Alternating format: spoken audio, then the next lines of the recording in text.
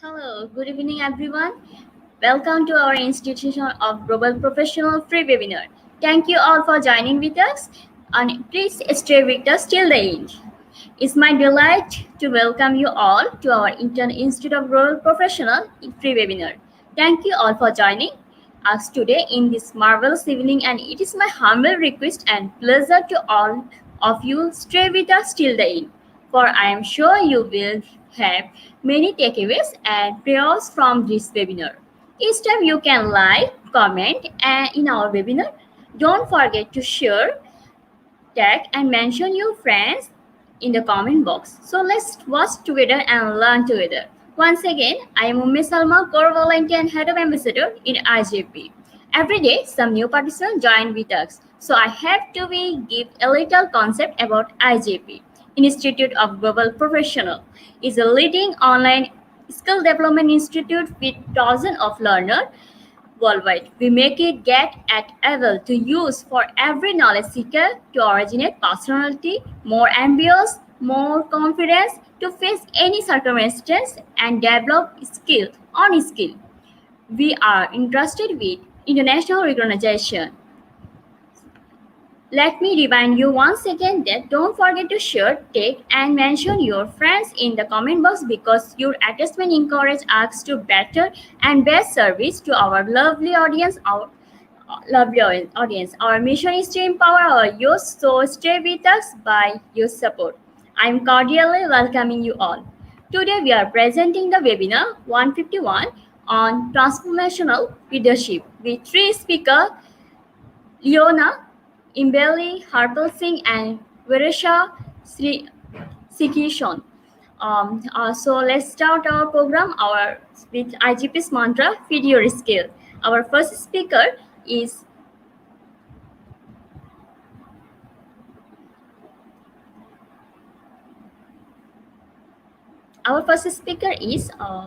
just wait. Brescia is an advocate by title and a collaborative lawyer and mediator by profession. She has obtained accreditations and qualifications taught various institutes in South Africa and internationally in the mediation and negotiation. In 2010, she chose to focus her practice in alternate ways of dispute resolution that did not begin with the anxiety-driven and costly experience brought on by litigation. With her meditation experience beginning in family divorce meditation, her approach has always been to put the interest on the clients and many children involved above long-drawn court battles. She has since gone to on meditate in corporate disputes while maintaining her approach to adopt effective communications method in an effort to create mutual ground between disparate so that they reach outcomes they believe to be fair. In addition to conducting herself in an impartial manner taught dispute resolution service, she has gone on to a trained professional in every sector on the benefit and principle of meditation and its impact on the emotional well-being of anyone. So please welcome to our speaker, Viresha Sri Kishon ma'am from South Africa. Hello, Thank ma'am. you. Hello, can you hear me? Yes, ma'am. Good. Good morning, good afternoon, and good evening to everyone. Thank you for having me. I'm Viraj Srikishan from Johannesburg in South Africa, and I'd like to start by thanking the organizers, Institute of Global Professionals, and to Luani Global Team and Dr. Shamila Ramjawan for the opportunity to be here today. And thank you to the participants for joining us today. It is a privilege to be one of your speakers, and I'm humbled to be part of your panel. Yes, ma'am. Ma'am, you can continue. Thank you. So, to the audience, please have writing material ready to make notes and do some short exercises with me. As you've heard in my introduction, I work as a negotiator and a mediator, which means I work with people to understand each other's differences and to communicate directly with each other and how better to improve their relationship so they can work amicably together. Now, mediation is a form of resolving disputes through a facilitated negotiation or a discussion in which the outcome belongs to the people that are involved in the dialogue. So there's a vested interest in the people involved, not the mediator. And that is to ensure that they are heard and they are given the chance to put their ideas forward so that the decision that they make belongs to them. Now, I also teach people about conflict management and the breakdown of conflict. So I go into the anatomy of conflict and talk about where it began before it escalated into the crisis that it is now. This means that people who are taught conflict management skills, they transform their current approach to engaging with other people with enhanced communication skills that show empathy through active listening, managing emotions, and invoking more emotional intelligence.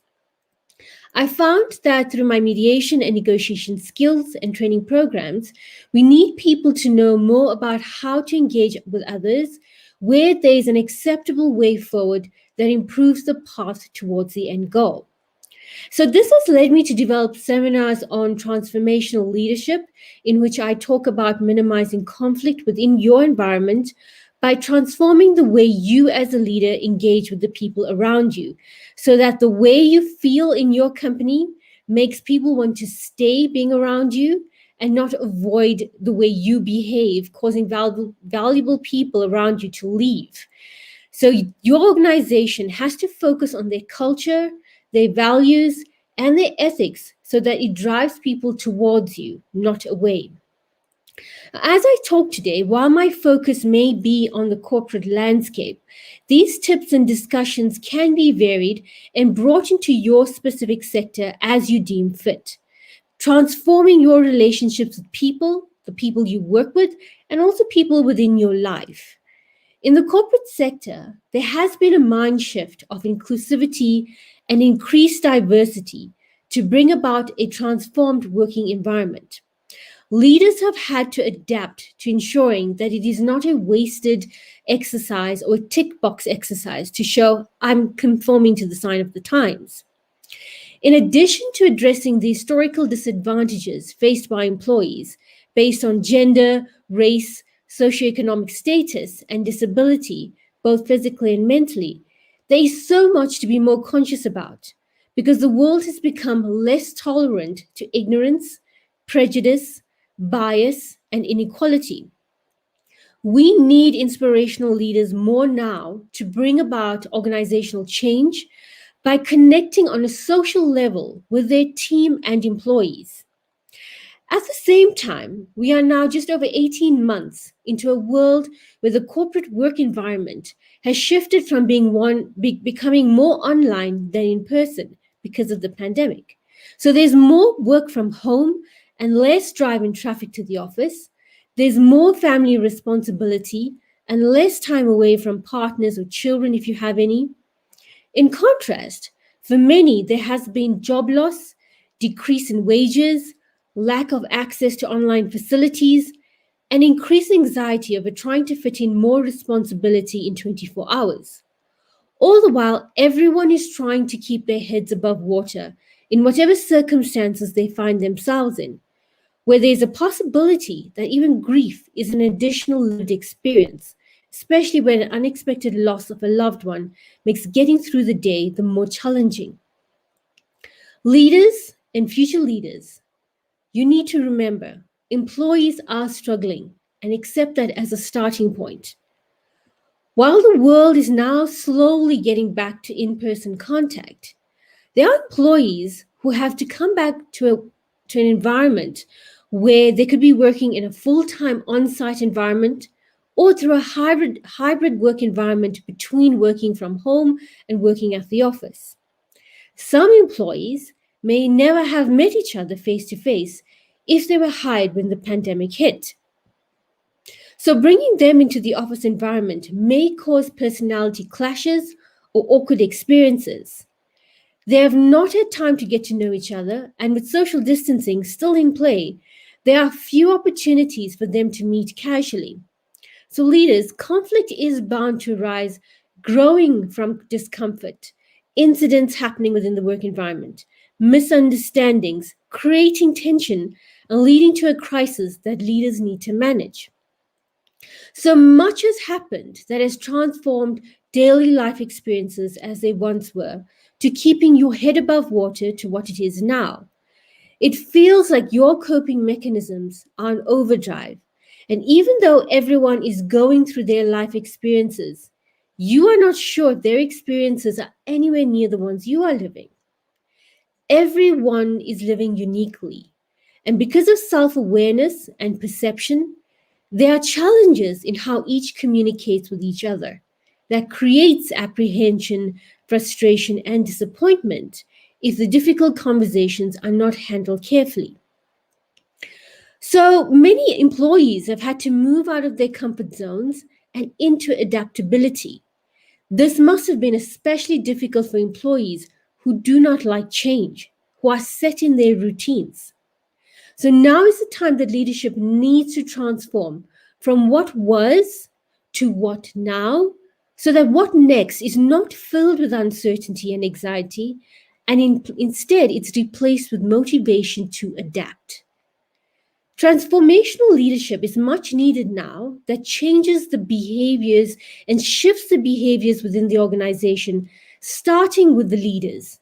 The leaders need to have an ability to make cultural changes from the top to be more inclusive and more perceptive. There are four elements of transformational leadership that is widely written about and brought into training for leaders so that they can develop others to become leaders in their own journey, our future leaders. These elements are the first one, individualized consideration. In this element, the leader gives attention to an individual's needs by listening to their concerns. In their book, Beyond Reason, Roger Fisher and Daniel Shapiro list these concerns as five of them as being appreciation, affiliation, autonomy, status, and role. Leaders must be able to have a full conversation with people to get to the concerns of what is causing their distress. So leaders cannot use a one size fits all approach, and that would be the running theme throughout my discussion today. The leader coaches each individual by showing sympathy and support, using open communication channels to find out what works for that particular individual. This communication is conducted with respect, while also looking at the contribution the individual has made thus far. The leader looks into the strengths of the individual and areas that needs improvement without being judgmental. The second element is intellectual stimulation. The leader engages in problem solving with their team by challenging assumptions, risks, and inviting generating of options or alternatives. The leader stimulates creativity while also promoting individuals to work independently towards the bigger picture. Learning and preparation for unexpected situations is key. Everyone is given the opportunity to ask questions, learn from mistakes, and look towards better ways of improving task management. The third element is inspirational motivation. The leader communicates their vision clearly that inspires everyone to want to be a part of it. They do this by creating an atmosphere of optimism and inclusivity. They involve everyone, giving each member of their team a purpose. They communicate their vision in a way that everyone understands their own role in it. The charisma of the leader excites everyone to want to be a part of the vision and to put in the effort to make the result outstanding. And the fourth element is idealized influence. The leader must stay true to their values and influence others with their value based actions, exhibit ethical behavior, and gain trust and respect from others. Now, that's the overarching elements of transformational leadership. So I've looked at these elements and found that there is a theme to these elements. There's a common thread of connection between the leader or an entrepreneur and their team, and that is communicating with respect. The leader has to have enhanced soft skills, or as I like to refer to it, as the human element to management. where leaders must be able to manage the dialogue when motivating, opening paths to learn, problem solving, and exhibiting empathy. Having soft skills does not make you less in control. Instead, it gives you insight and deeper understanding of what is truly needed for your organization to function. It is these skills that are often overlooked that cause downfalls and tensions within organizations. However, where it is a learned behavior or belief that this human touch is not for someone or they don't have it, remember that everyone has the ability to develop their skills, and it should not be treated as something you have or you don't have. We are all human. We communicate. We have to work together. We develop relationships with each other just by being in each other's presence. The leader must be able to do a self reflection and introspection to understanding fully and becoming aware, self aware, of what their interactions with others look like from the outside. The leader must also understand their limitations in terms of their own perspectives, biases, the challenges that create a trustworthy, respectful environment, and they must first and foremost understand that they are dealing with people, not automated individuals. To create a constructed environment that benefits the organization, there needs to be a mind shift transformation of every individual within that organization, which means that there needs to be a process of hearing the voices of individuals impacted by the decision making within the organization. I draw my discussion today from some of the workshops that assist employees and employers find the middle ground to work together and with a drive to create a productive environment that I've worked with individuals in. Again, this pandemic has shown us that a one size fits all approach does not work. There is no blueprint to leadership in this current circumstances. What happened a long time ago, what worked a long time ago, is no longer applicable in the current way we live. So let's get into addressing how those four elements concern our leaders and how they can put that into practice. As a leader, you need to become aware of your conscious bias and your unconscious bias. You need to be an impartial person when it comes to your biases. You have to have an impression of a person that is not clouded by views of your biases. Remember, your initial impression of a person that clouds your view makes you have a poor interaction with that person because it influences your decision-making capabilities and your communication towards this person. You become blinded by the commonality or stereotype that you miss opportunities to actually engage with the person. Or if you feel an affinity to the person, you are also blinded by any red flags that are glaringly obvious about the person and their fit within your organization. Not becoming aware means that your biases are making you miss opportunities to understand another person's perspective and to learn more about them. Relying on your biases also means you have a preconceived idea of what the answer is.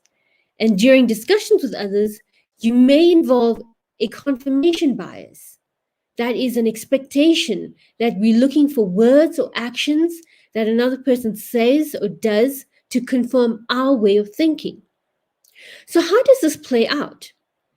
Once you have this preconceived idea of the person, you then have a preconceived idea of what they will say, and then you look for these words to confirm your bias. You also have a preconceived response to them without thinking through the consequences of your own words or actions. When dealing with people and letting your biases take charge, you will fail to see beyond your own thinking, their thinking, what you're feeling, and what they're feeling. So instead, I want you to make note of three aspects when engaging with people, your employees, people around you, and your team. Looking at substance, process, and the relationship. Substance means extracting the issues that bring about this conversation. Process is how you manage the dialogue. And the relationship is the relationship you have with the person and the relationship that would be continued. How do we extract the issues? By the dialogue. When you're having dialogue with someone, a leader needs to show empathy. Show empathy by speaking to individualized considerations. Listen to that person.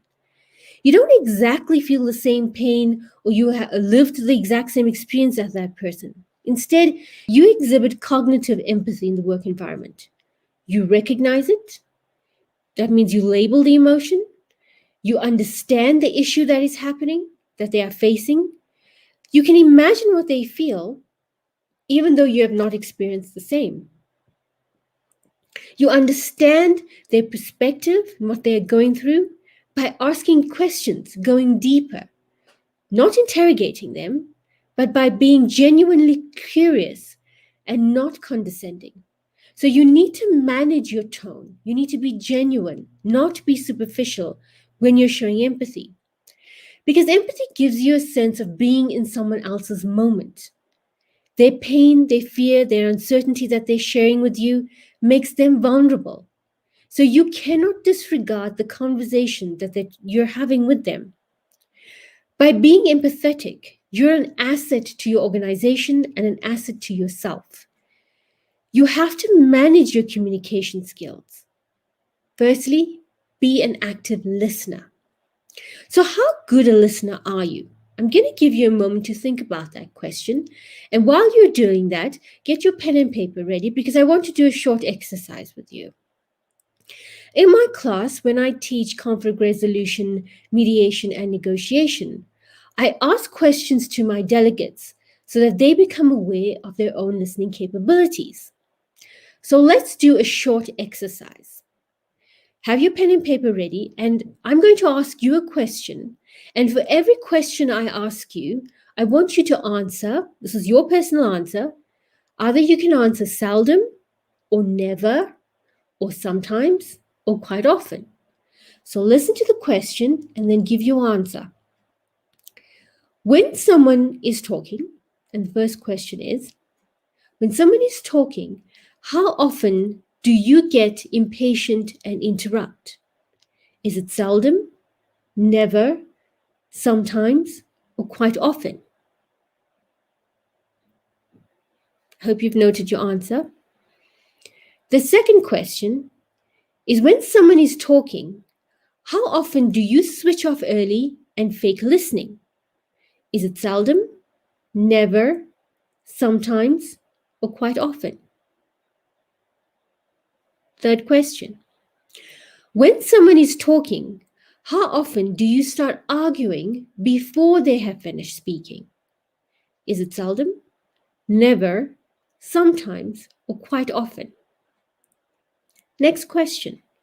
When someone is talking, do you listen for facts, not the ideas and emotions? Seldom, never, sometimes, or quite often? And last question. When someone is talking, how often do you get distracted by their appearance?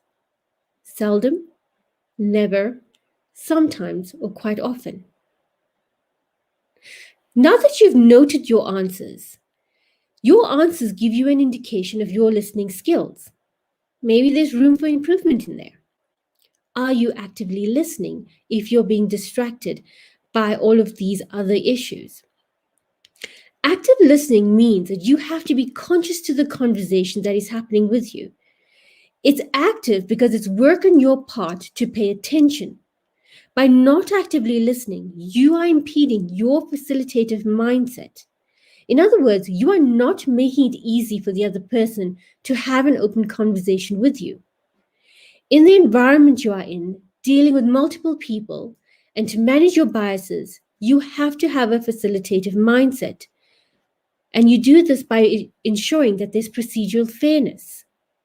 In terms of process, you must understand that you control the process of the dialogue, and you have to make sure that everyone feels heard. There needs to be equal treatment of all people. Be inclusive by inviting all voices to make a contribution.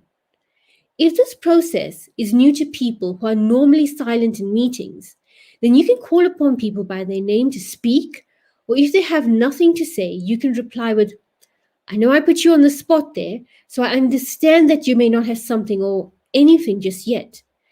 If or when you have something to contribute, let me know and we can set up some time to go through your ideas. You have to keep in mind, as the leader, that what you say and do has an impact on someone, especially how you make them feel even after you have walked away from them. A person who feels heard will always do more than is expected of them as part of the team, and as a benefit, this minimizes internal rivalry. Internal rivalry diminishes productivity because employees are focused on protecting themselves, not cooperation. So, as a leader, you have to get the best out of your team without having them take each other out. The environment has to be healthy for people to thrive, and you have the responsibility to create that balanced environment. Now, often in my classes, when I'm teaching this class about conflict management and dispute resolution, and I talk about soft skills, I get asked, well, doesn't having soft skills will make me lose control over the people I lead? I need to show them my authority in the company. My answer, there are two forms of authority. You can be authoritarian or you can be authoritative. In other words, you can be right or you can get along with your team and other people. An authoritarian person is not warm or responsive to people. Instead, they are strict, demanding, and their communication is through rules and orders to others.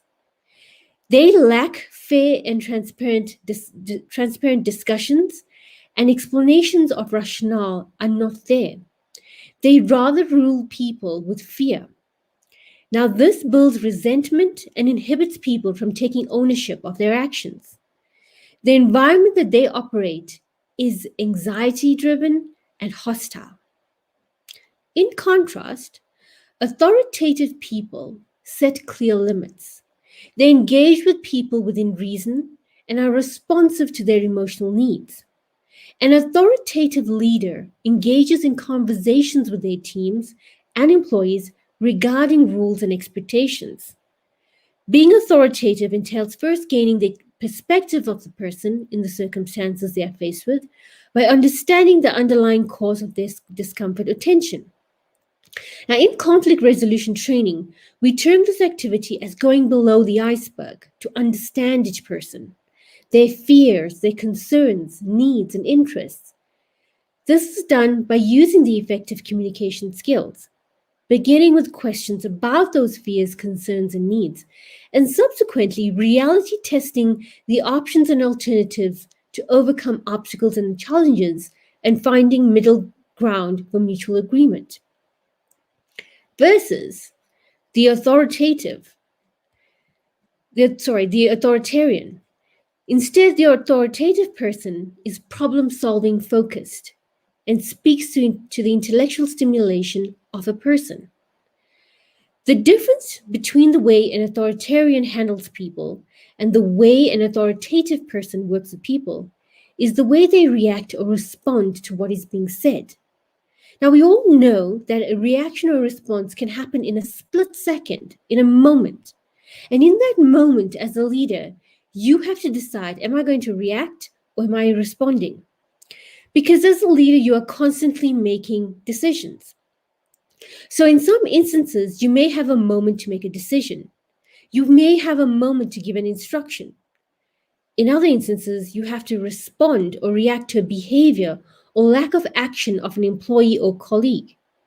How you behave in that split moment will be telling of the relationship you have with the people. Are you someone who makes spur-of-the-moment decisions without planning, only for someone to be scurrying around trying to make it all happen for you? So much time is wasted trying to please you when the end goal or outcome is not clearly defined. You have to manage yourself and choose to respond where time is not of the essence. In other words, you don't need to invoke flight, fight, or freeze reactions. You also have to manage your emotions. Again, there is no one-size-fits-all approach to dealing with people. So, in terms of process, you have to have a fair, balanced discussion. The action plan is you have to change your strategic thinking from thinking you have all the answers to realizing that a strategy will fail if you lack the relevant information for change. You cannot believe that what works in your vision of the ideal world is the reality of what is going on within your organization. You need to map out the key stakeholders, the relevant voices, any challenges or obstacles you might face. And then you have to manage the relationship. Think about it as energy transformation. Much like energy never dies, instead, it changes from one form to another. The same can be said on how leadership skills that are evolved can transform the perceptions, values, expectations, and understanding of the people within organizations. You are also transforming the relationship people have with each other. You are providing a safe environment where people talk to each other to work out their differences. It's not combative. Instead, they work through their challenges and improve the relationship they have with each other, which in turn is a benefit to the organization's productivity. Transforming the way dialogue is no longer speaking from the top down. Instead, to bring balance in the dialogue exchange where there is mutual respect and understanding. Now, I speak of transformational leadership, but it's not all smooth sailing because there are challenges to transformational leadership. It is not a give and take. So instead of making employees feel that they are being treated as subordinates, you have to make them feel like they are part of the process. Creating large groups of people to make discussions can eliminate the introverts in the group, and you may lose out on many great ideas. Conflict will happen within the group with various personality types. So, in small organizations, maybe choose fewer people that are necessary to the decision making or are representatives of larger groups and large organizations. True transformational leadership depends on the personality of the leader. You cannot be exploitive or manipulative. You cannot be deceitful. Instead, you must be able to bring people in an honest, true, and ethical way. You have to start somewhere in transforming the way you lead people and the way your organization manages the individuality. Now is a good time to start. So that there's no fear of conversations. There's no fear of handling emotions. And leaders believe that having soft skill is not a bad thing. What is one thing leaders are fearful of? Mostly emotions, especially when they are told leaders do not deal with emotions, leave emotions out the door.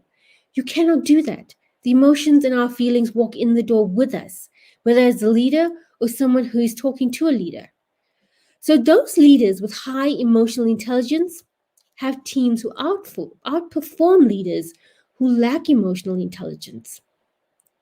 But to have emotional intelligence, you have to take control of your own emotion. Think of the word HATS, HATS. Don't make decisions when you are hungry, angry, tired, or scared. HATS. H, hungry, A, angry, T, tired, and S, scared. Because your emotions drive your decision. So when you are feeling a negative emotion, your decision will be driven by that negative feeling. How do you manage it? Again, actively listen, be engaged. When you are not listening, your reactions and your responses will not truly reflect the message and your intent.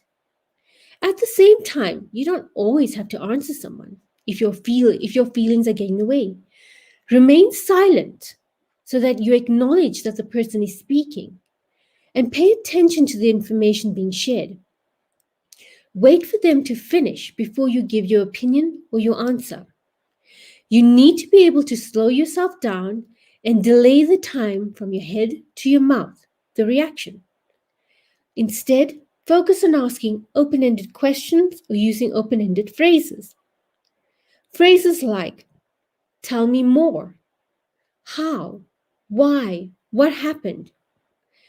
Questions that you ask must give the person the sense that you are truly interested in their story and you are not making it about yourself. Also, manage your tone of voice.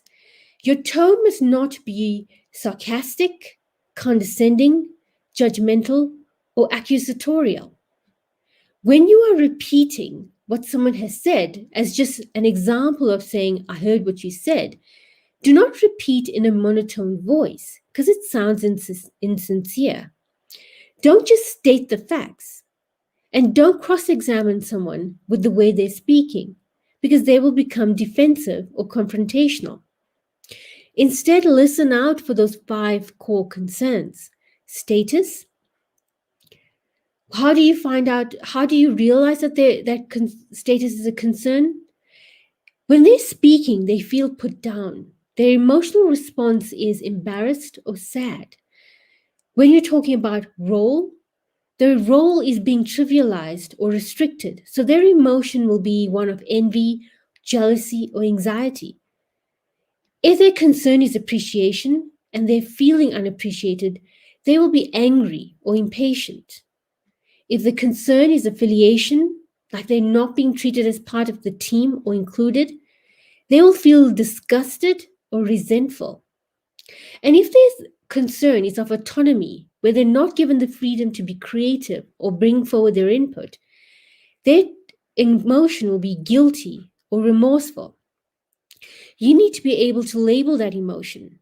If you can label the emotion and tell them how they are feeling back, you show that you've heard what they are saying. Give feedback and make sure it's positive feedback, not criticism. So avoid blame in your communication. Use words like I or we. Generate options. So when they put forward something that you're not quite sure might work, instead of saying that's not going to work, say let's add it to the list. Give me time to think about it. Now let's talk about other ways we can also add to that list. Perspective is very important. In the moment that someone is talking to you, what has been said needs to be understood as that's their version of what they believe to be true. And it will give you an indication of why they are thinking what they're thinking and why they're behaving in the way that they're behaving. Again, you can use your silence with just gentle nodding of the head, asking for feedback. Remember, even if you're nodding of the head, it doesn't mean I agree. It means I'm listening to you. You can make notes with what someone is saying. So you can let them know, I just want to jot down or take note of what you're saying correctly. Once you've done that, you can even send an email to say to the person, this is what I have noted in our meeting. Is there anything you want to add on? If I missed anything, is there anything in there I did not get that was clear? Remember, since you've had this discussion before putting it in email, the tone of your email will not be misinterpreted. Now, here's an exercise I want you to practice on when you're having a conversation with someone. First, so make a note for what you should be or could be doing. When you're having a conversation with someone, take a breath and pause. You can repeat or summarize what you've just heard. This confirms to the person who you spoke to that I've heard what you've said. If you're not sure if you've heard everything, you can say, correct me if I'm wrong. Did I hear you say, and then repeat what they've said? I just want to make sure I got what you said right. While they're speaking, an emotional feeling will come through. Label it. You can say, that sounds like it was a frustrating experience for you. You sound sad. Tell me more about it. If they're excited by an idea, you can say, tell me more. This excites you. I want to know more about it. By saying, tell me more, you are showing your curiosity and engagement with that person is genuine. You can say and label the feelings correctly. It will show that you heard what they are saying and that you are showing empathy. Be very careful of the use of the word but. From today onwards, I want you to be aware of every time you speak and you use the word but. The word but in a sentence negates anything that was said before it. So when you're speaking, you could say, instead of but, you could use the word and, or in other words, in yet. You can change the word but to other forms of not negating what was said before. Don't diminish what you're saying or what the person is saying. Always, again, watch your tone and speak from humility. So, why is all these communication skills necessary? As a leader, you will have a strategy to move forward, but your strategy will not work if there's a lack of information.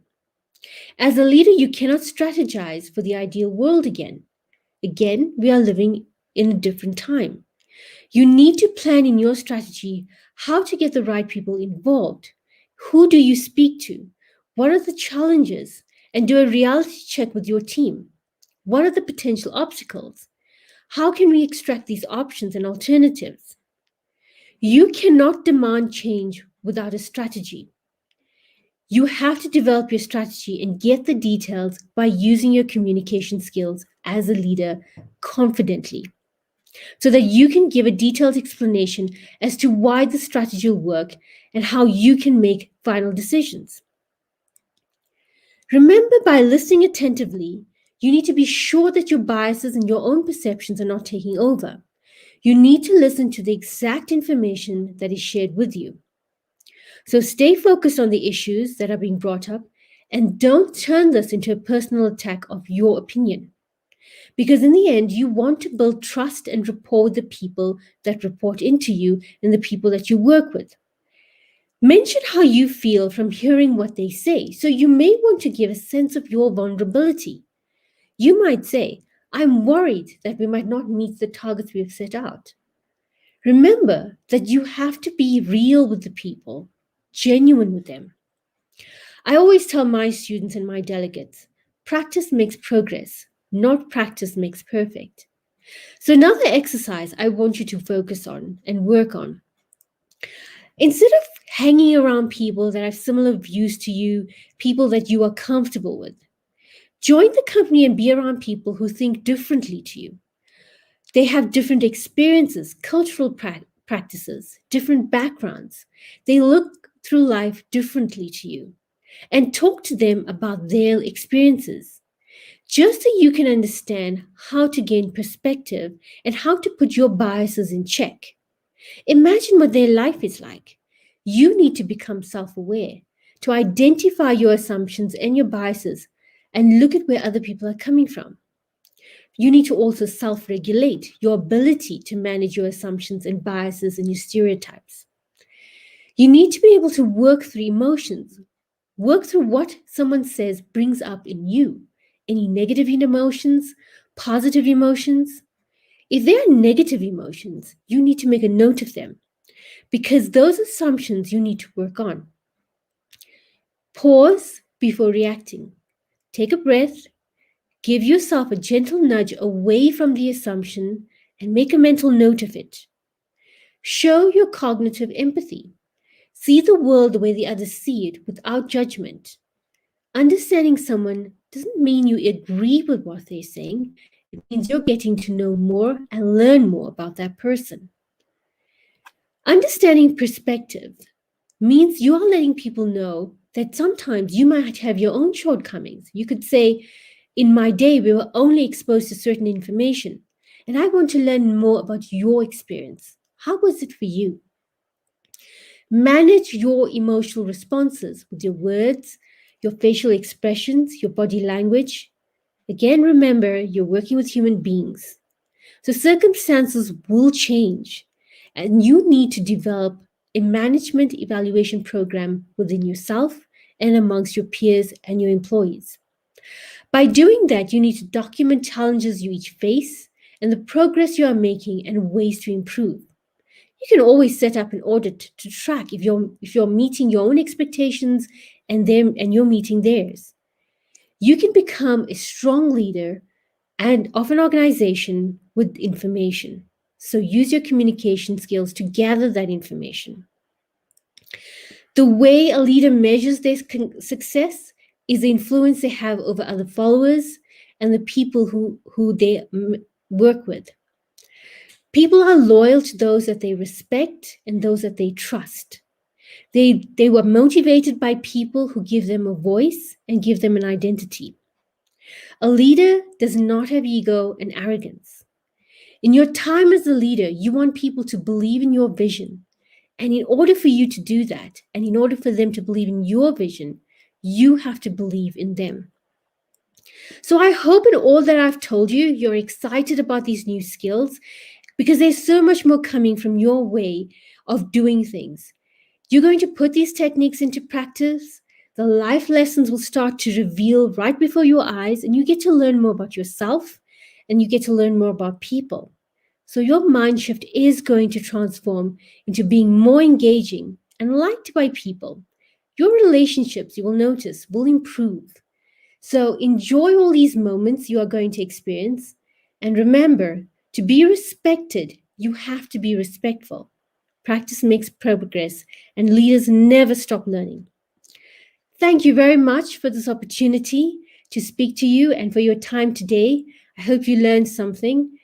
Thank you very much for listening to me. What a lovely and super speech from you, ma'am. Thank you so much. And Thank I you. believe you to able to give a beautiful insight on this topic and that the participants got the important takeaways. Your every verse is so important for a team player and leader. How can we will be valuable to others? How to engage with people? So important words you have told. Thank you so much, ma'am, giving your valuable time and sharing your knowledge with us. Thank you so much. Thank you. It is time to move our prestigious next speaker. Before moving our next speaker, once again I want to remind you all, please support us with your share, tag, comment and mention your friends. We will give the certificate link in the comment box, and if you will face any problem, you can collect certificate direct from our website www.eduigp.com, and after collecting your e-certificate, don't forget to celebrate with IGP by checking. It's time to move our next speaker. Our next speaker is Harpal Chatwal. He is currently head of domestic abuse service at a leading charity. He oversees counseling, family support, and child protection within the service and local council. He has completed his master's in counseling and he had extensive experience working within the NHS, providing counseling service to providing mental health therapy to those with mental health issues. He has been working in local community as a counselor, helping a wide genre of people from different walks of life. Over his years of practice, he has covered working with the client on both short-term and long-term plans depending on their needs. He has worked intensively on the understanding on the self. He has spent a number of years researching on the human behavior and understanding phenomena such as depression, anxiety, and low self-esteem. His hobbies is playing sports, meeting new people, and traveling. His passion is to help people who are suffering. He has been part of number of organizations who deal with issues from homeless to mental health.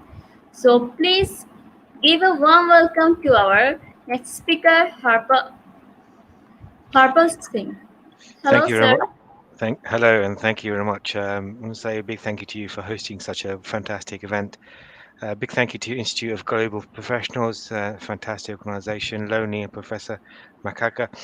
But I want to say a big thank you to Advocate Varsha for doing such a fantastic talk on global leadership and transformational leadership. If anything, she's told me more than I knew myself, so it shows you the caliber of the people that you've got here. And I'm just worried that my presentation that I've got is not as good as Advocate Versha's, but I'll give it a go. It's about working and working with who and what we are. And I'm going to share you my screen. I've got a presentation going.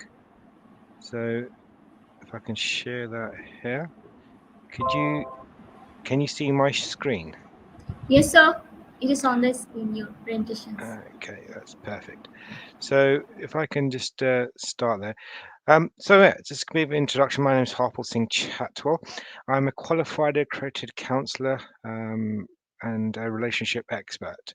And when we use the word relationship, we tend to think relationship to be husband and wife, and or girlfriend boyfriend, and that's the relationship we focus on.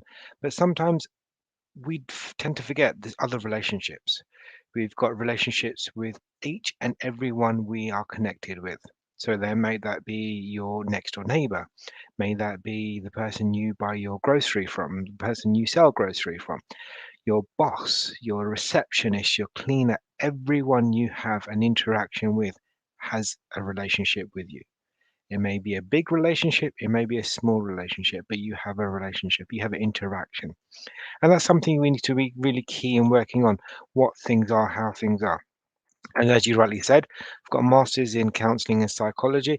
I'm actually got a author of a book called, what's the cover there? It's called The First Slap. It's based on a story of a South Asian lady called Tara. Tara goes through mental health and domestic abuse. And in that story myself, I've dissected it to show what's going on in that story. And it's a powerful story about what's going on in each and everyone's lives. Tara could be Tara Kaur, Tara King, Tara Khan, Tara Kumar. Tara does surname doesn't make a difference. It's about the individual. So I'm also a TV host, and I've worked in domestic violence in South London. I've got 10 years professional experience in mental health and leadership. I've helped over 100 couples relationships while working for the NHS. NHS is the UK's National Health Service. I worked in charities and private settings. I'm currently mentoring over and managing over 100 staff over 3 London boroughs. And if you want to contact me, you can do so by going to my website, which is cwcounselling.com or info@cwcounselling.com. So what are the stages of transformational leadership? So the first question that comes up is what they are, who we are, and what it is. And to be a good leader, you need to know certain areas. So I'm going to go through a few of them to make you work with what things are. So firstly, you've got the ideal influence. This describes managers who are implementing the roles, they're the best, or the role models for the associates. Managers who idealize influence can trust and respect by associate to make good decisions for the organizations. So that's one of the key skills for a leader, is to make good decisions for the organization. The organization doesn't just include the profit and loss, it includes the people who are actually part of that organization. Inspirational motivation describes the manager who motivates associates to commit a vision of the organizations. Managers who inspire, motivate, encourage team that will reach the goals and revenues of the growth of the market and organizations. And with COVID going on, it's quite interesting because at this time of time, there's quite a lot of downtime, a lot of people working from home. And that's where the motivation comes in. It's about bringing them back into the environment, bringing them back into the room, and actually building on what's going on. It's everyone's been comfortable talking on Zoom, talking on Teams, talking on any social media platform, but it's going to be difficult continuing that motivation. That's going to be key to working with. Intellectual stimulation describes a manager who encourages and motivates. Managers of his intellectual stimulation promote critical thinking and problem solving in an effort to make the organization better. Thinking outside the box is a common term really used. What is thinking outside the box? It's a stimulation.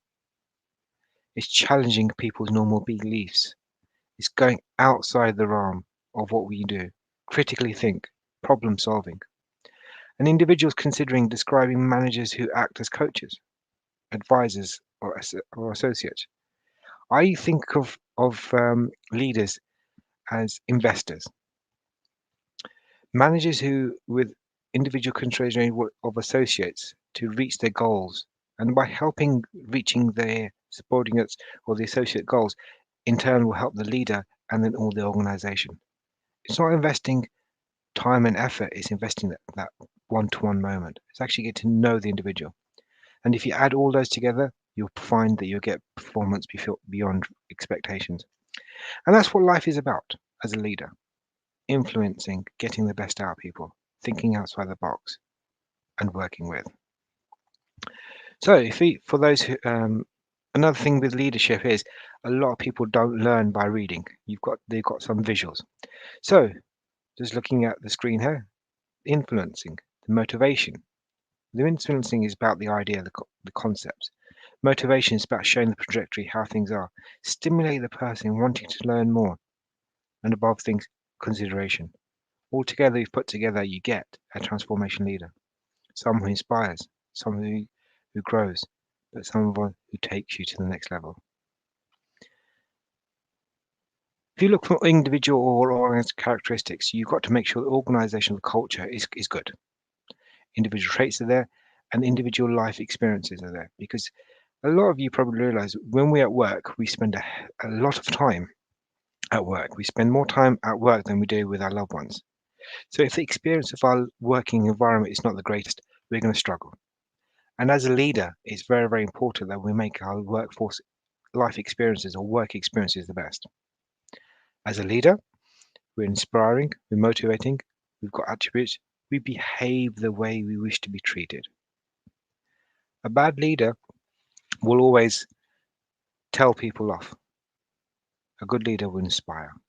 A good leader will make the individual better. Stimulate them, consider them, increase the identification, motivate them, have a plan for them, and increase group collaboration. But what happens the outcome?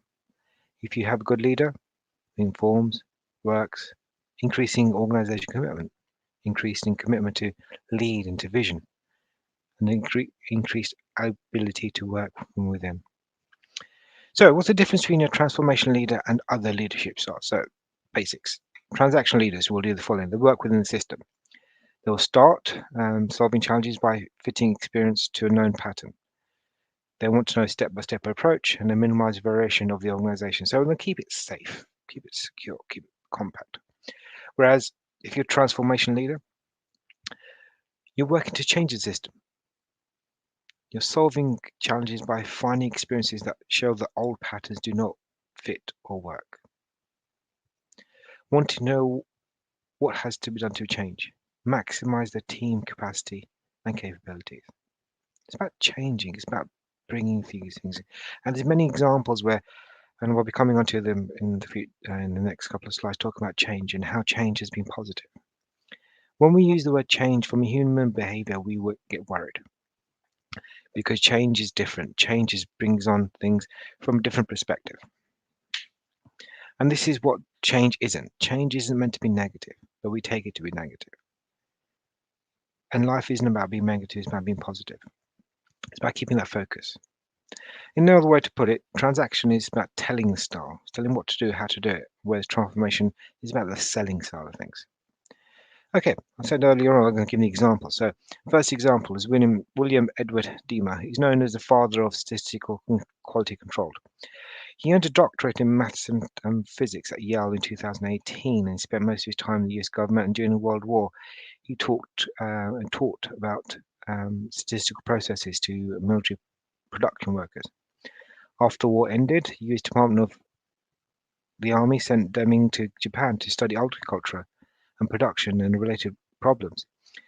And in working with the Japanese officials, and he used statistics. Debbie's goal was to have Japan a world industry power in 5 years. Japan did it in 4. And a lot of him was to do the same thing in the US, but his methods didn't take root until 2018. So you can see the changes that come across. John D. Rockefeller, founder of Standard Oils, it was Standard as a single manufacturer and grew to a company of a magnitude. Much of his company grew through acquisition, but Rockefeller spent a considerable time streamlining the organization you knew it. Rockefeller built his company early reputation from guaranteeing the quality of Standard gasoline. This was known as in his organization's tactics by using disciplinary structures strategies. One reason Rockefeller's success was that he can align his company in one simple vision when he had everyone accountable for their part in making that visionary happen. I'll give you another concept of a watch. The watch is known by the hands, the hour, the minutes, and the second hands. But within that clock or that watch, if the smallest component doesn't work, the whole thing breaks. You might think it's a small cog or it might be a small piece, but if that small piece is not functioning properly or functioning at the right time, at the right speed, in the right direction, the whole clock doesn't work. Same in an organization. If the organization, the people, the small cogs don't do their things at the same time, at the right angles, the right speeds, the organization won't function as a proper unit. And there's something going on. Peter Drucker, professional management consultant, amongst other things, he predicted some of the 20th century biggest changes, such as Japan rising to the world economic power. He felt entrepreneurship was a way of invention. Entrepreneur is not just high technology, but high tech was a vehicle for change in its attitude, values, and behaviors. The entrepreneurs simply looked at change, responded to them, and took advantage of the opportunity they raised themselves.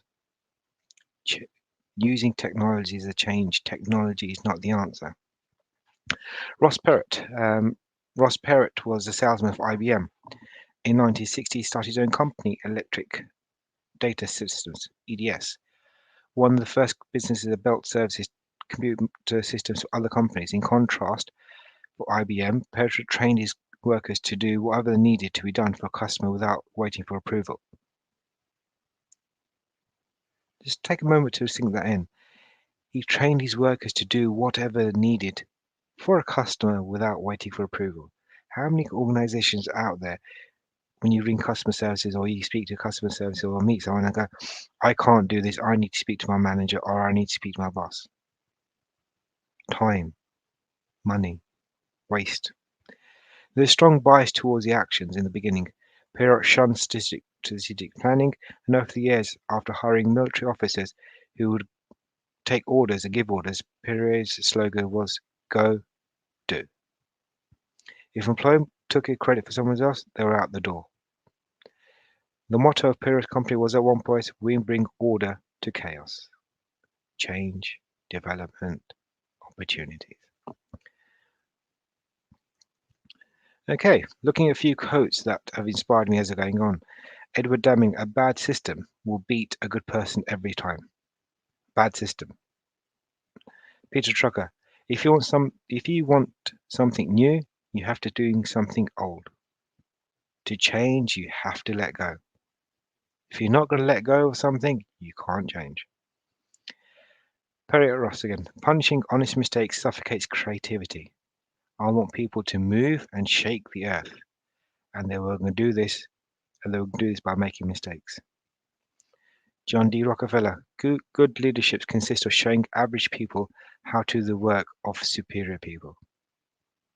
These quotes are not just words, these are actions. The benefits of transformation leadership is one of the best uses of leadership styles in organizations that's been outdated by a series of retooling. It's a perfect way for a small company that has big dreams and wants to change and adapt to get there. In both examples, the board of directors can bring transformation leaders who can change the structure, but also motivate the current workers into a new direction.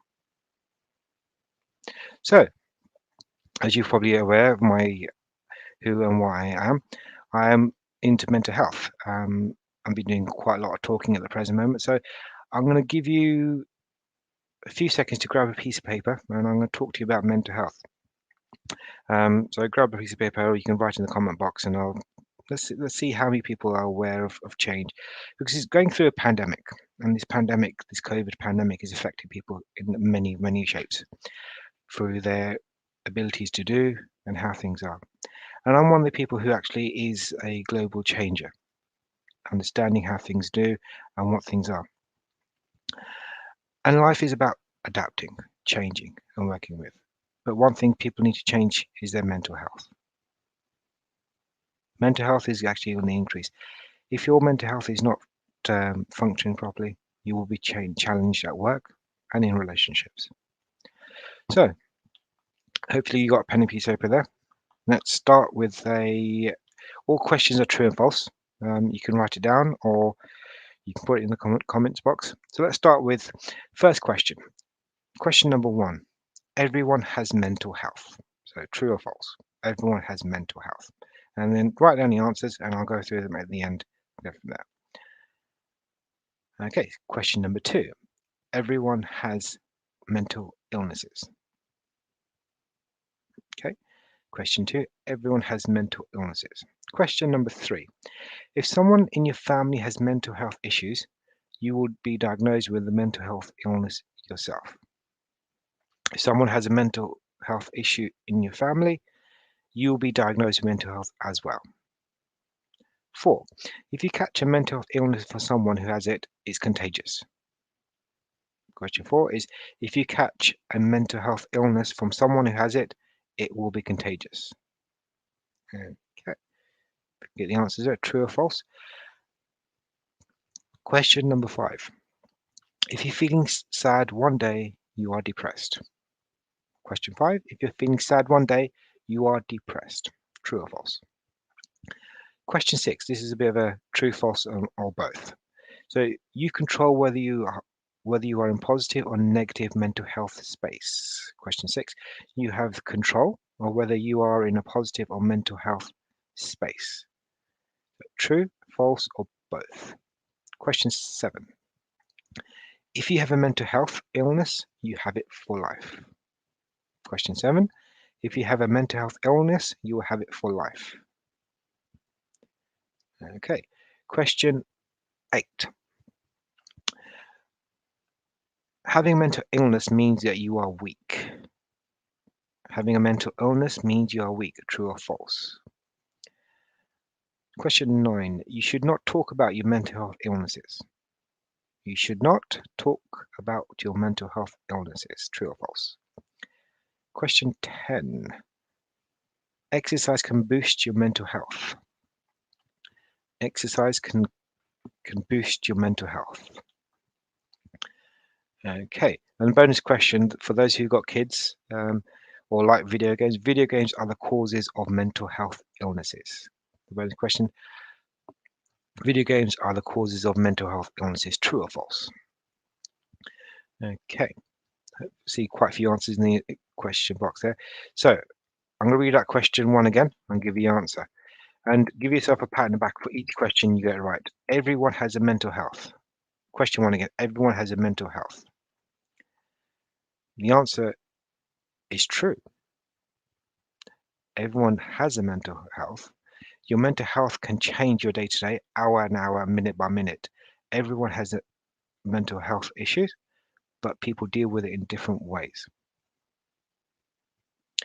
Okay, mental health compared to mental illness. Question 2.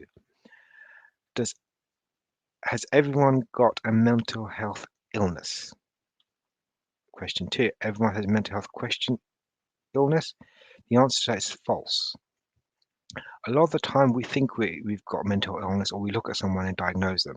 But a diagnosis of mental illness can only come from a psychiatrist or a psychologist or your family doctor.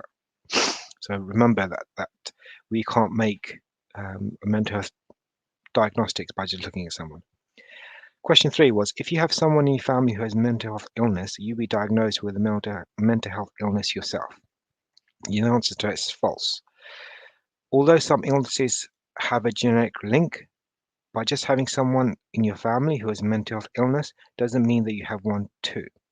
Everyone has their own DNA genetic makeup and everyone's individual. Okay, next question. Can you catch a mental health illness for someone who has it, and is it contagious? Can you catch a mental health illness from someone else? The answer to that is false. Mental health is not contagious at all. If you're feeling sad one day and you're depressed, if you're feeling sad one day, are you depressed? The answer is false. If you're sad one day, you might be having poor mental health or poor mental health day, and you can't do things When you can do things to cheer yourself up, like exercise, going out, talking to someone.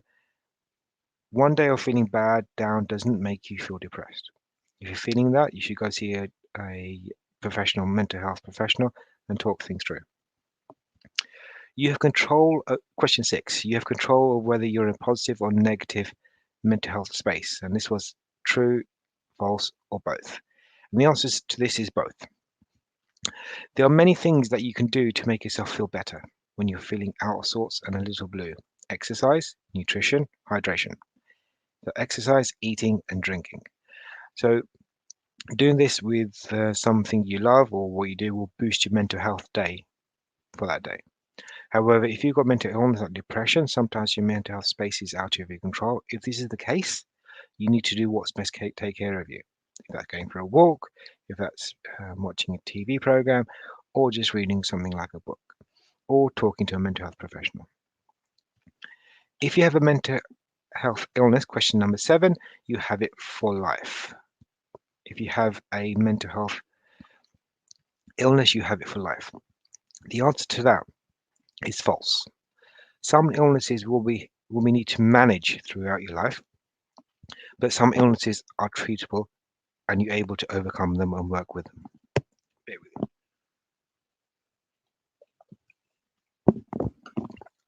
me.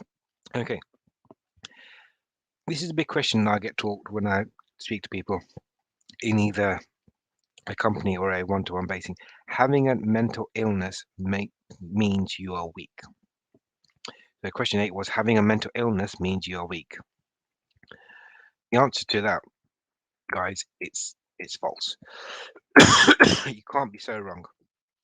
If you're being diagnosed with a mental health illness, we believe you're not a warrior, you're a warrior. You need to learn how to manage and treat your illness, but having a mental health illness doesn't mean you're weak at all. It actually means you are very, very strong. Another question, especially in the Asian community, you should not talk about your mental health illness. Question 9, you should not talk about your mental health issues. The answer is false. The more you talk about what you're going through, your experiences with mental illness, the more people will get educated about you. You don't have to talk about it if you don't want to, but if you let people know what you're going through, speak up and share your experiences. Especially if in the workforce when you've got issues going on with your manager or working from there. Okay, question 10. Exercise can boost your mental health. The answer to that is true. Exercise releases a bunch of endorphins, good feel chemicals in our body that help us fight against sadness on a day-to-day basis when the mental health seems not to be positive. So it could be going for a walk, it could be skipping, it could be going out and doing a run, it could be going to the gym. It's about boosting your energy, getting the feel-good factors out. And those parents out there, there's video games, a bonus question. Video games cause mental health illness, true or false? I'm going to give you 2 seconds. Bonus question.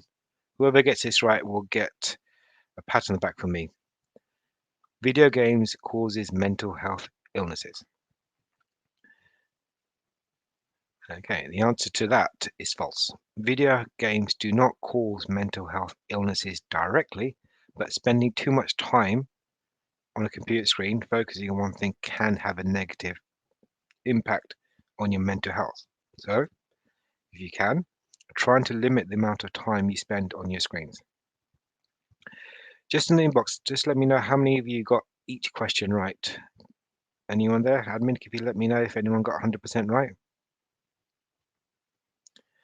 So mental health is a very, very key ingredient to who and what we are.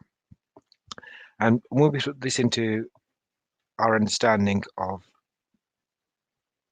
what we're going through, life is about working on and working with. And especially in our work where mental health is the way we think, we feel, and ability to deal with ups and downs. Mental health is something we all have. When we enjoy good mental health, we have a good sense of purpose, direction, and the energy to do things. And we have the ability to deal with challenges that come in our life. When we think about our physical health, There's a space to keep ourselves fit and a place for getting appropriate help as soon as possible. So, example, if you hurt your knee or your ankle, you go to see a medical professional to deal with the problem. Mental health is the same. If you're good at mental health, you're making potentials, you're making growth, you're coping with what's going on. You play a good part in your relationship, your workplace, and more importantly, your community.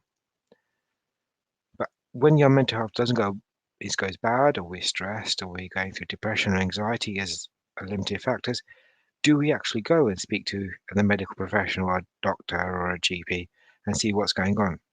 No, we don't. So why is it for our physical health we will, but our mental health we won't? Your mental health doesn't always stay the same. It can fluctuate in circumstances and can change through your mood. De-stress is a word used when a person can't cope for whatever reasons. It might be something at work, something pressures at home, and this starts off with the mental health problems. And this stress leads to depression. When we're feeling distressed, we need to be compassionate. We need to work with the human responses. The earlier we're able to recognize when something isn't quite right, the earlier we can get support. Okay, so people talk about mental health, especially in the workplace. There are always times when we feel down, stressed, and frightened, but most of the times those are passing feelings. Sometimes they can be for a couple of minutes, a couple of seconds, a day, and then they'll work through. But sometimes they develop into mental health problems, such as anxiety and depression. And this can be from a really, really small age as well. A lot of people nowadays from childhood are getting anxiety and depression. Exams, stress, financial problems at home can have an impact on our daily lives. For some people, mental health can be more complicated and complex and require support and treatment for life. Factors like poverty, genetics, childhood traumas, discrimination at work, physical illnesses make it more likely we'll depend and develop mental health problems. But mental health problems can happen to anyone and everyone. It could be your boss, it could be your manager, it could be your workplace, it could be the cleaner that works and cleans your offices. A lot of people will affect from mental health. Mental health problems will affect people in different ways, and it's key to understand individuals' experiences. And as managers, we're not there to diagnose. We're not there to say what's right or wrong, but it's about understanding a personal experience. So how do you recognize mental health, especially in the workforce, and how can you work with it? If we change significantly or have challenges in life, at home or work life, the changes have an impact on us, on our mental health and mental well-being. If our mental health and mental well-being is not working right, we can't function at a highest level. And as managers, as leaders, as owners and bosses, we have to really consider what's going on with the mental health of people. Mental health will stop you from getting on in your life. It'll have a big impact on people who you're living and working with. And this is something I use at work. We might notice that we're more tired than usual. We're making uncharacteristic mistakes. We find it hard to motivate ourselves, or timekeeping slips out, or we're short-tempered, or we're not managing boundaries, deadlines, and working as a team. You might have people who might feel tired or drained. They might isolate themselves, avoid colleagues, or appear to be distracted. They might be more procrastinated, or they might be slowing down or grinding to a halt. Or they may bring in chaos, intruding others' conversations at work, and taking on more work than they can manage. We need to find those early signs and say to ourselves, what can we do to help our colleagues? And when we can help, we might need to connect this to the mental health as well as their physical health. Give an example. If someone's broken their arm, you're not going to lift them. You're going to ask them to lift heavy boxes from one end of the building to another. But why do we do it with mental health? Doesn't make a good leader. Why don't we talk about mental health, especially in our workplace? The awareness of mental health is increasing, but we're still facing in a world where people with mental health face discrimination. They face challenges. and don't get the help that they need. Many people who experience distress try to keep their feelings hidden because they're afraid of other people and what other people think. They feel judged.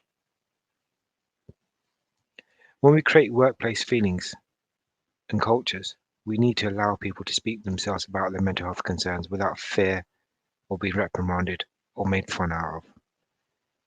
Even when we're discussing and disclosing distress at work, we shouldn't be taking this lightly. We should be working together at dealing with it. As a leader, working with mental health, understanding your workers is part of managing. It's part of that transition. It's part of that being practical. Life is about taking things forward. And there's a few things I'm going to say to you that you can do to work on your mental health. And notice, keeping active, team activities. They boost your self-esteem and they help you concentrate. Sleeping is another thing. Eating well, drinking sensibly. We've got a culture where alcohol is part and parcel of work. When we win a big contract, we do well, we go out partying. But alcohol or excessive use of alcohol will change our mood. Some people we see will drink alcohol to deal with their fears and loneliness, but that's only temporary. And sometimes drinking alcohol when you're not feeling right makes it worse. Most people don't drink at work, but recognize the patterns of drinking more and more on the weekends or binge drinking and working with what's going on. Another thing we need to do is keep in touch. Relationships are key. Supporting each other, especially your team, is very important for mental health. Advocate Russia talked about active listening. A lot of the time we don't listen.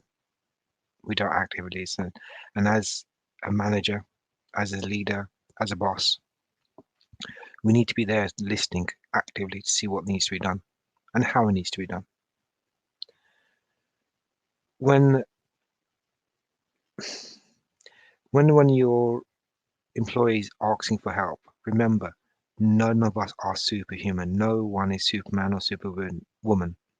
We all at times get tired, overwhelmed about how we feel when things don't go to plan. And when it does, as a leader, we're there to work with and work on what needs to be done and how things are. It's not interesting in saying, it's your problem, you solve it. If he's part of your team, he needs to be worked according to it. It's working on what needs to be done. And sometimes it's about taking a break and enjoying life. And being a leader is not just about the good and the bad. It's about working towards each other and helping, supporting them. Okay, so points to take away. Transformational leaders are sometimes called quiet leaders. They're the ones who lead by example. The style tends to use rapport, inspiration, and empathy to engage followers. Empathy, not sympathy. They are known to be possessive, courage, confidence, and willingness to make sacrifices for the greater good. Time, energy, and money. The process is not to reinvent the wheel, but to remember the wheel can go forwards and backwards. So I want to say a big thank you to everyone who's listening in. A big thank you to the Institute of Global Professionals, Lonely, and to Advocate Versha and the team of the Global Institute Professionals for listening to what I said. If you need to contact me, you can always contact me on www.cwcounseling.com or email me at info@counseling.com. Just want to say a big thank you to the host and everyone behind the team for all the efforts and everything from there. Thank you. Thanks, sir, for sharing your thoughts and intelligible knowledge. No doubt our viewers will be benefited today and learn a lot of things about transformational leaders. Thanks for your precious time and contributions. Thank you so much, sir. Thank you. So now, audience, it's time for battle. It means it's time for quiz competition.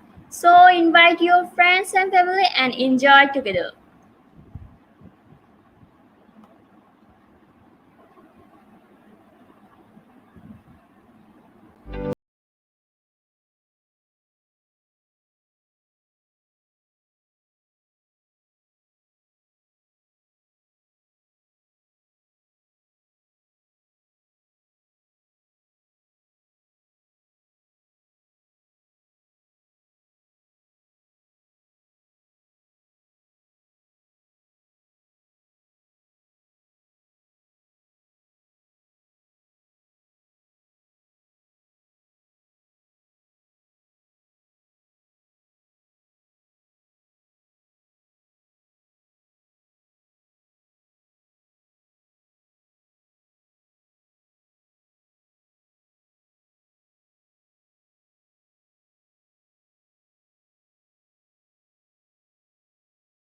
Already 70 participants are joined.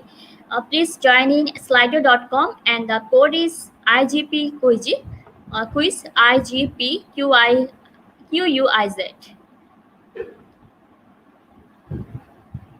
Link is in the comment box. Already 70 participants, Melinda C, Kim Kate, Arnava Chatterjee, Willoughby, Jaili for Florida, Telma. So many participants. Please share with your friends and enjoy together. We will start our quiz competitions after presentations and immediately. Quiz competition is on the www.slido.com. Code is IGP quiz. We will pick your name from quiz or Slido. So join with your full name, which will directly printed on certificate. Top 10 will be awarded with quiz competition. Now 122 participants, Zarife, Shaira, Maureen, 123 participants now.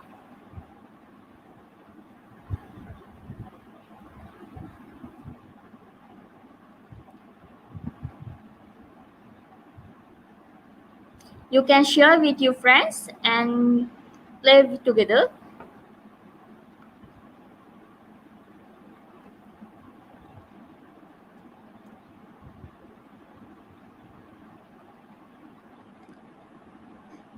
Top 10 will be awarded with quiz competition certificates.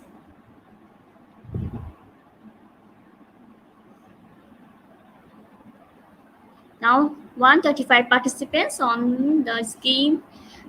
Odhara, Erara, so many participants, 139. I wish 150.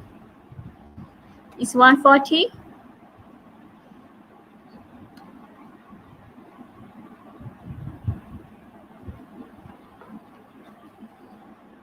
It's now 141 and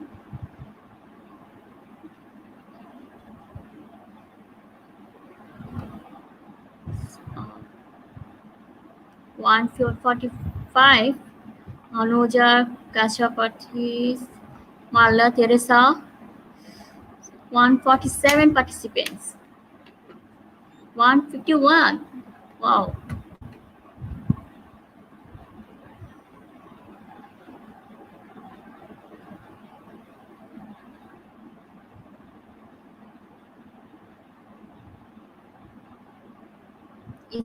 It's 151.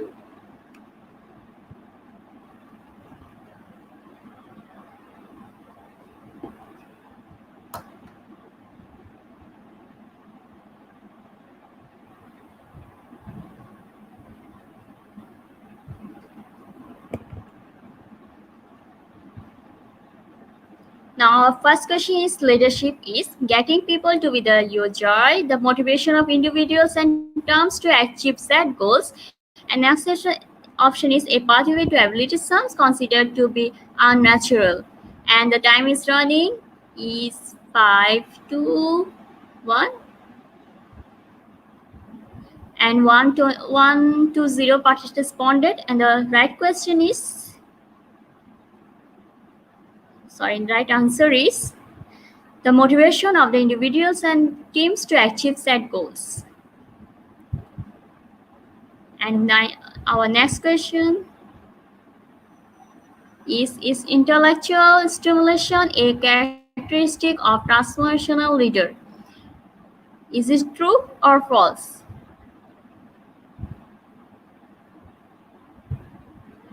Time is running. And 6, 5, 4, 3, 2, 1. 152 are responded, and the true right answer is true. Oh no, 9. Yes. Right answer is true. 98% are right. Our third question is, what is the most effective with a transformational leader style? Outcomes, values and goals, and next option is skills. Which one is right? Its time is running. 4, 3, 2, 1.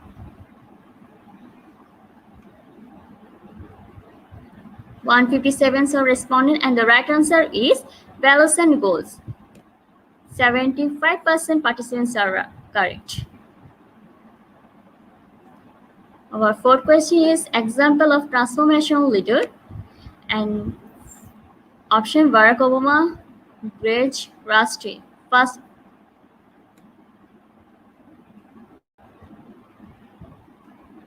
and time is running. 6, 5, 4, 3, 2, 1. The correct answer is Barack Obama, and 68% participants are correct. Our fifth question is advantage of transformational leader. First option is individuality. Second, balance goals, and third option is over dependency. Time is running.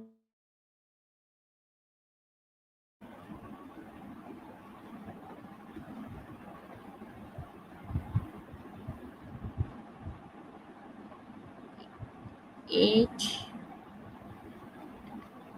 63%, 163% participants. And next question is disadvantage of transformational leadership. First option is low performance, not detail-oriented, trust.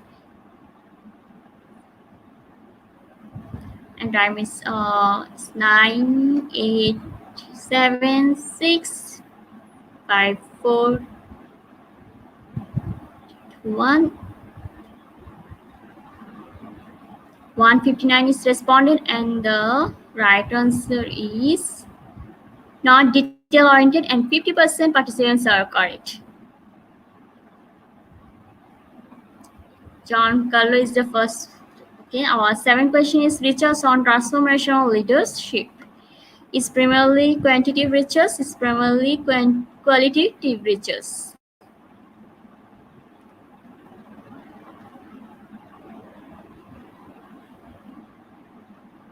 Time is running. 3, 2, 1. And the 165 is responded, and the right answer is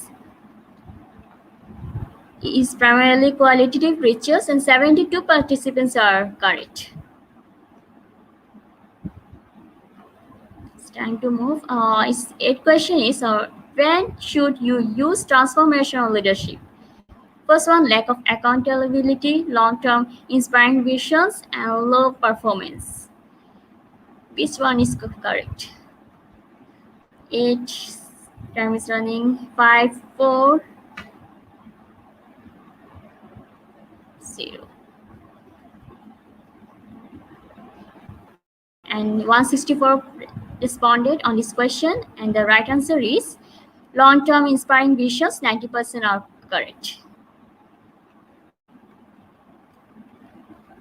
Our next question is 9 questions. Another advantage of transformational leadership. First option, democracy. Second, vision focused communication. Third, individuality.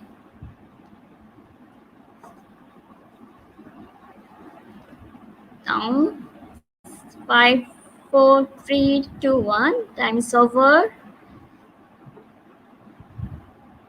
166% are responded, and the right answer is vision focused communications. 80% participants are correct.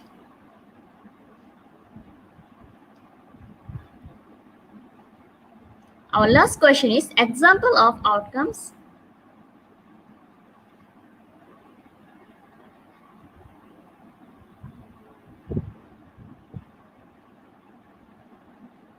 Example of outcomes of transformational leadership.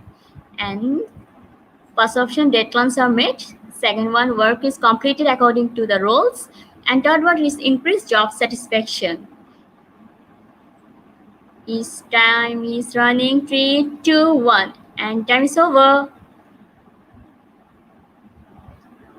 164 is responded, and the right answer is increased job satisfaction. 45% participants are correct. So congratulations to the top 10 quiz competition winners, and John Perlo is the first one, Janke E, Catherine, Alex, Xavier, Rodre, Tamaro. Fifth one is Lawrence of the. Congratulations, top 10 and today quiz competitions winners. We have all of your names which you entered during joining. We will pick and prepare certificates and will post them on our official page and groups within 15 minutes. Thank you so much for participations. I think you all are enjoyed. It's time for now Q&A.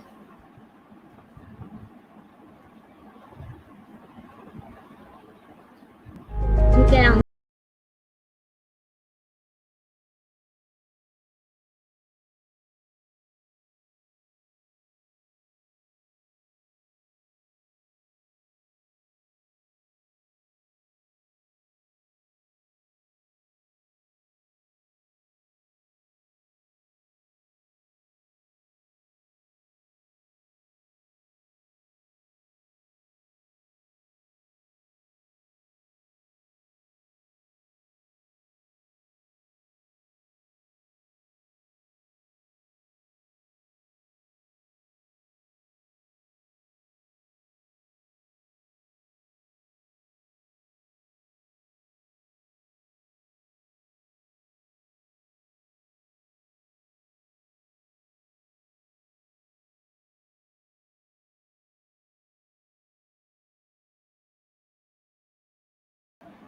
Dear participants, we are requested to ask your question in comment box. Please don't forget to address speaker name.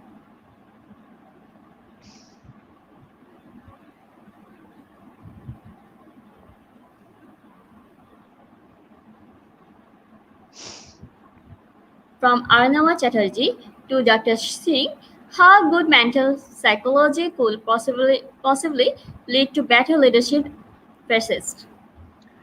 Okay. Having a good workforce is also to have a good physical and the mental health. So how could possibly lead better?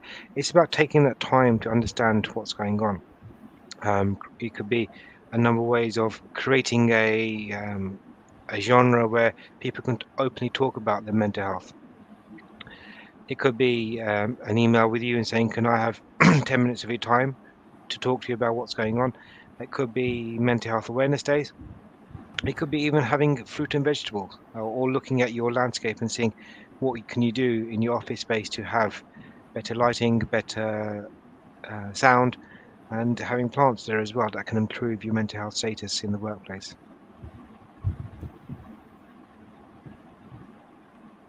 Thank you, sir, for your answer. I think Arnava Chatterjee ma'am is got this answer, her answer. Our next question is,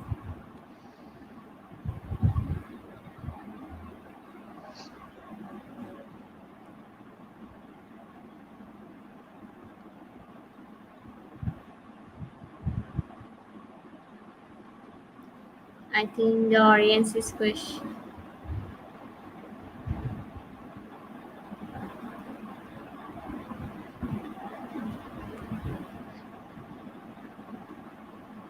Thank you so much, sir, for answering my questions from Arnava Chatterjee.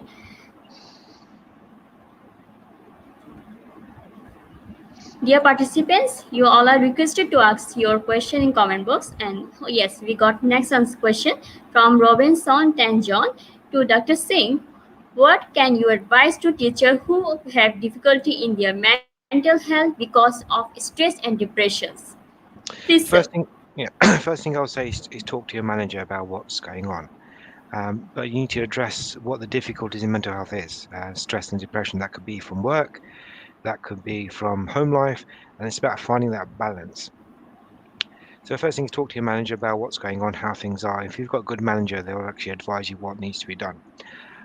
But also think about what you can do for your stress and depression. What is the root? What's causing you stress? Is it the finances? Is it your spouse who's giving you problems? Is it working on what things are? So it's about understanding what things are, and it may be a case you might need to have a chat with a professional, mental health professional, just to see what things are and clear your thoughts out. So a lot of times when we get depressed is because we ruminate. A rumination is when you constantly think about the thought over and over and over again. I'll give you an example. When you're ruminating or you're thinking quite negatively about a situation, it could be, I'm not well.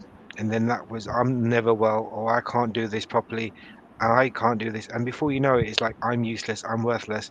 And before the whole situation goes out of hand, it's best to speak to a mental health professional, talk about what's going on with them, and look at what's going on. A lot of the people I speak to, their stresses and depressions go away because they're able to talk about what's going on. So first thing I'll do is to talk to someone, either for your manager or a professional, about what's going on and how work through what's going on with you, and hopefully clarify the situation. And by the way, teachers do a fantastic job. So hats off to Robinson and John for being a teacher, if he's a teacher, and doing such a wonderful job with the new generation coming up. Thank you, sir. Our next question is from Marine Neri, based to Dr. Singh. What will you advise to those people who are lack of hope and dealing with their mental health problems? First thing is about being open about the mental health problems, what they are, who they are, and working with those problems. A lot of the times people lose hope because they keep it within. They don't explore, they don't express their mental health issues. So if you're at work, talk to your manager about what's going on. If it's something that's at work, either talk to your spouse or to your parents. If you can't talk to them, talk to a friend. If you can afford to, speak to a mental health professional about what's going on, and then they will guide you to see what they need to do with you and work on those understandings and those mental health problems. Thank you, sir. Our next question is from Azuddin Lakim to Vera ma'am. Would you elaborate on how transformational leadership depends on the person who you are and the type of vision you have? Thanks in advance. Thank you for Please, the ma'am. question. How would I elaborate on how transformational leadership depends on the person? So each one of us has a personality types and the way we communicate with people, the way we deal with conflicts, the way we express ourselves. And sometimes, as a person, you can have a competitive way of dealing with people, a collaborative way of dealing with people. Sometimes you're too accommodating, or you're too compromising. You give a lot, you get little, and so what happens is your personality types. You need to understand your personality type, and a lot of personality quizzes you can take online to determine the kind of person you are in terms of personality. And depending on your personality, and a lot of your personality types doesn't mean being one because I'm competitive. There's something wrong with me. Being competitive means you know what you want, you know how to direct a team. It also knows how to take the team in a direction. You may need to soften on your other skills, namely the way you speak, the tone of voice that you use. Maybe it works for you in terms of getting the job done, but it doesn't work very well when people are listening to you. If you're someone who's like an accommodator and you just want the relationship to work, you don't care how the work is being done, it's going to affect productivity. So if you're someone who can feel, you understand that I'm giving in too much and I'm getting too little out of this, you need to work on being a little bit more assertive. So your personality type does impact the type of leader you are. So you have to be very self-aware of how you portray yourself to people that makes you more assertive, but also at the same time, you're also not just assertive, you're also getting the job done. So there's a difference between being assertive and being aggressive. You need to be assertive to get the job done. At the same time, you don't need to be aggressive to force people to do things the way you want it to be done. So the type of vision that you have, it depends on, is it large scale? If it's large scale that involves a lot of people who do you need to have involved in that to make that vision a reality? You need to make a list of the people, you need to get involved in that conversation, and then develop a way of how you're going to communicate with them. So work on your personality and then strategize your vision in terms of how you're going to communicate it to people. Thank you, May. Our next question is to both speaker from Rachel Lee. What is the importance of role model in leadership development and ethical organization? It's a big importance, and it's leading. You got from an ethical perspective and development. You're here to work with and work on, and working and being the role model leadership is to get the best out of the individual, and you can only get the best out of the individual if you're there to listen, to process, and to work with. I've had situations where I've been in organizations, and the organizations have got the wrong people, wrong places.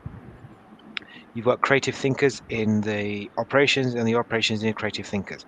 And it's about finding the balance between the two. And you can only do that by talking to people. You can look at people's CVs and on paper they might look something, but in reality they might be something else. So that could be as a leader to see what's going on, how things are going on, and work with what needs to be worked with. And if it's ethical organization, it's about understanding. Sometimes it's not moving up, but sometimes moving across, which is more beneficial and allows for job satisfaction and allows the individual to grow, but not as just a person, but within the organization itself. Ma'am, please. Thank you. What questions? Yeah, I support that. Sometimes you have people in the wrong roles, doing the wrong jobs when they're meant for greater and better things. For me, the role model is not one person.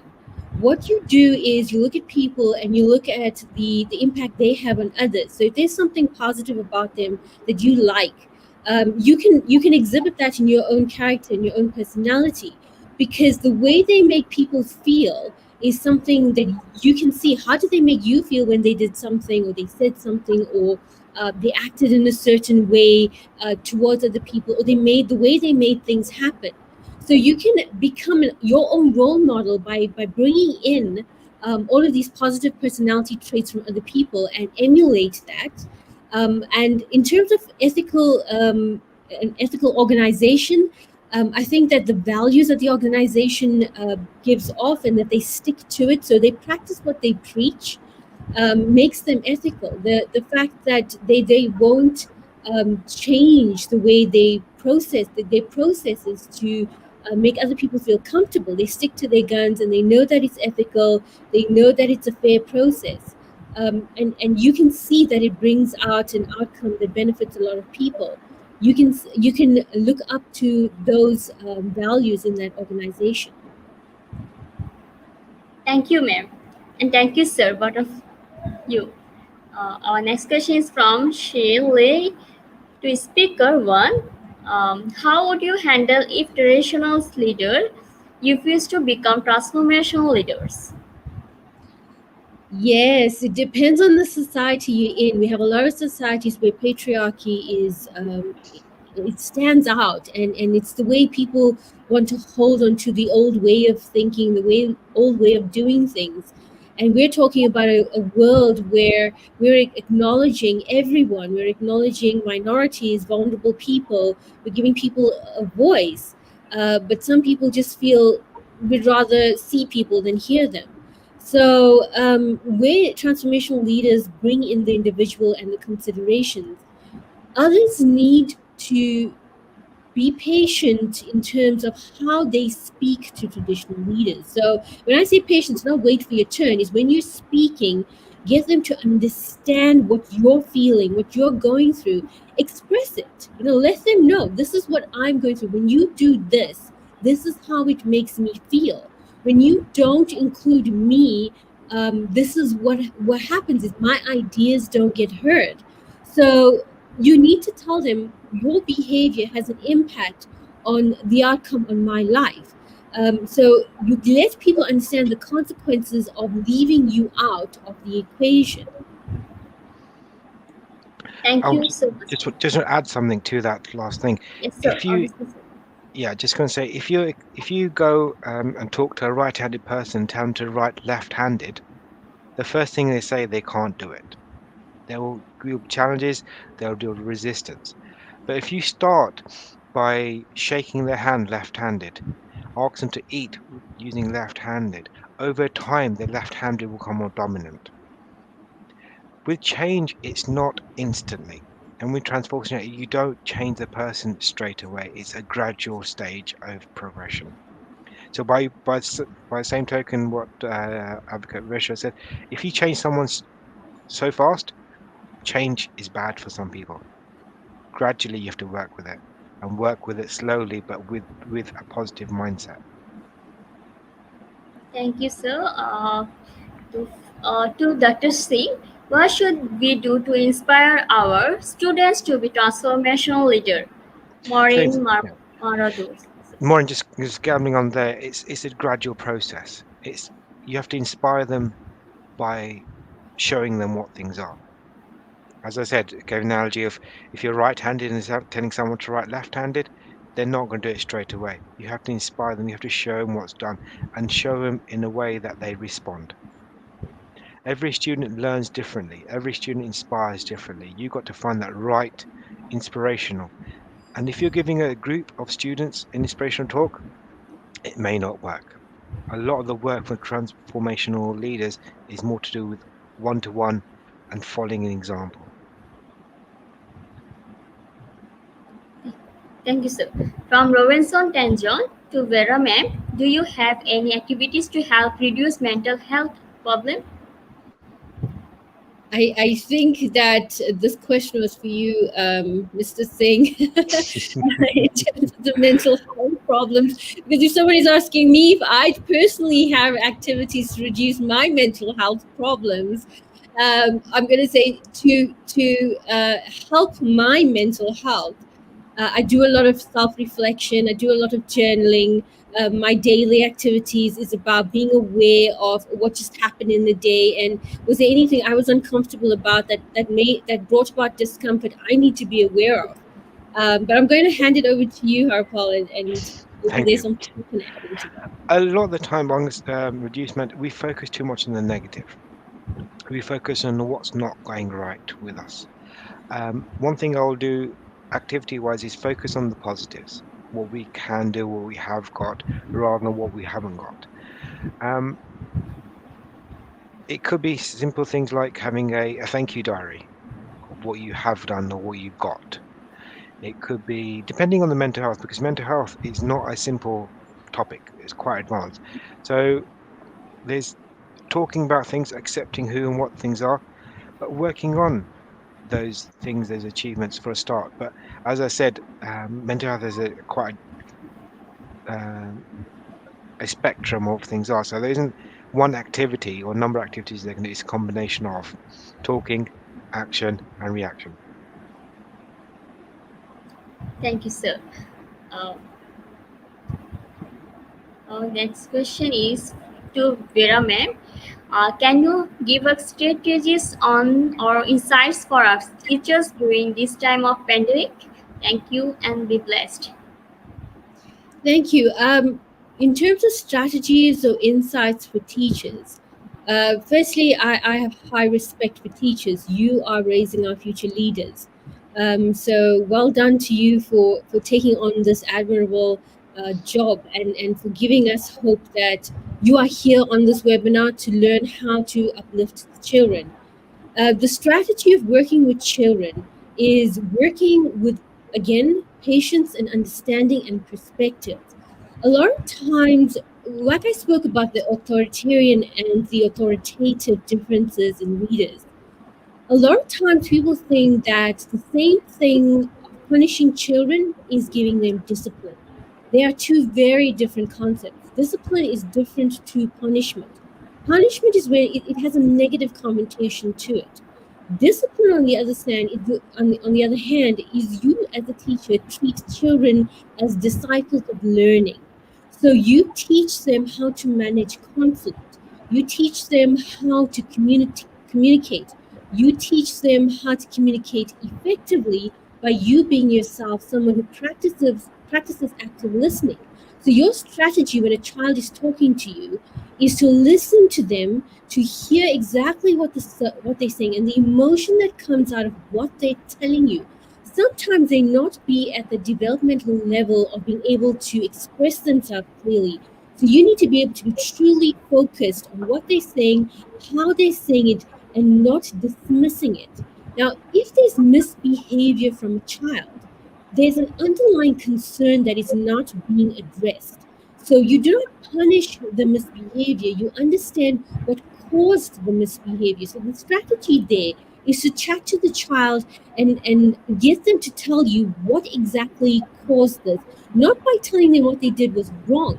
You need to help them understand that something caused you to do this. I want to know why and how you came about reacting in this way. We then take it further by asking them to tell you, how could we have handled this differently? Was there another way we could have brought an outcome that didn't cause harm or it didn't cause such a negative feeling within you? And then carry that out as a strong conversation, as a productive conversation that you have with children. The most effective thing you can do for children is giving them a voice and letting them speak and then listening to that voice, because you have to take out the message that they're trying to tell you. It's not attention seeking if it's not in a way given their right attention. So with children, the strategies that teachers need to use as leaders is to use your communication skills to sit down and physically sit down with a child, get down to their level and listen to what they have to say and ask them those open-ended questions. How? Why? Tell me more. It sounds like you're frustrated, you're angry, you're sad. Tell me what happened. So that they feel heard. You don't have to agree with it. You need to understand it so that you can find ways of handling it better in the future.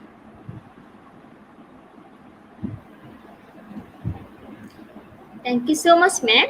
Our next question is to Ma'am Veras as a subordinate. What is the best way to deal with the authoritarian type of superior in order to maintain harmonious relationship or atmosphere in the workplace? Thank you for that question. An authoritarian person is quite focused on demanding respect from people. And so when a person is in that environment where you're dealing with an authoritarian person, it is difficult to actually communicate because it doesn't feel like they're listening to you or you have an opportunity to express yourself. You may want to call a meeting with them one-on-one. Like I said, the way we handle the traditional leaders and people who are so stuck in their way of working is to express to them how what they're doing makes you feel. And have an open conversation with them that is impacting on your productivity in a certain way. And that if they could understand your perspective, it would assist you be more productive in that environment. So it is difficult to work with authoritarian people who are stuck in their ways. You have to be open-minded and you have to bring it to their attention what their behavior is causing on yourself.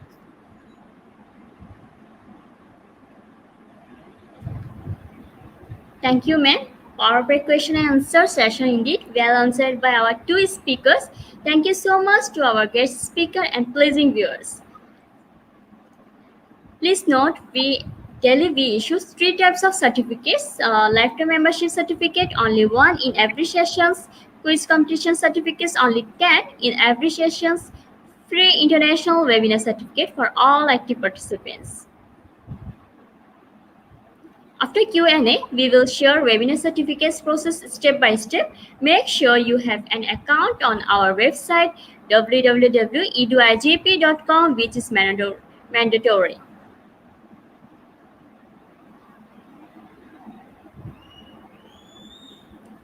Dear participants, we already posted today's quiz competition certificate on our page and groups. Announcement from our 1st August, we have a free international webinar daily, time fixed 6 p.m. BST UTC on the standard time of Bangladesh, 6 p.m.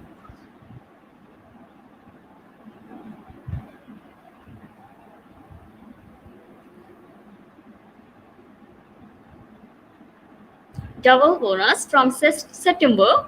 We will arrange free international webinars on weekends, Sunday morning sessions 9 to 9:30 a.m. in Bangladesh Standard Time from 1st September, 3 hours morning sessions from September. Remember that.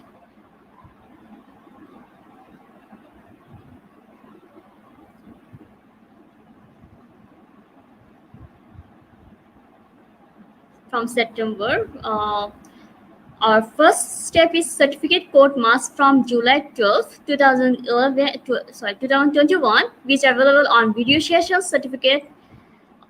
Without certificate code, no one is eligible for certifications. Video will be available always on our Facebook page, website, YouTube channels. Fourth step is who wants to learn. Anyone can join us on live sessions, on later recorded sessions. We don't have any restriction for learning.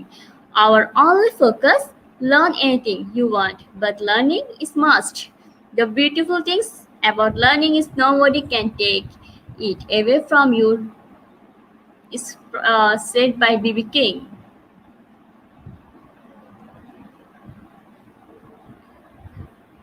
Happy announcement! For the first time, IGP will launch a virtual award ceremony program. It's coming soon.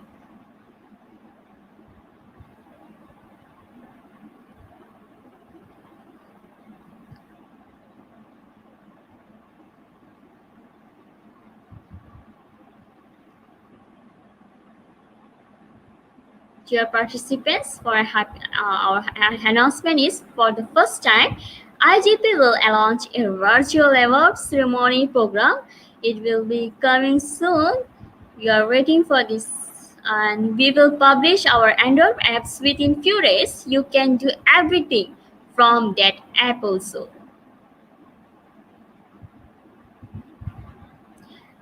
Another announcement from 7th August 2021, you will get class material in the every webinar description box on our website. Also, we have a YouTube program link is on webinar material.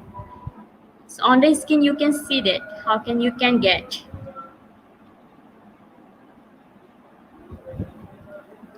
And if you are interested in 1-year international diploma program certificate for free, so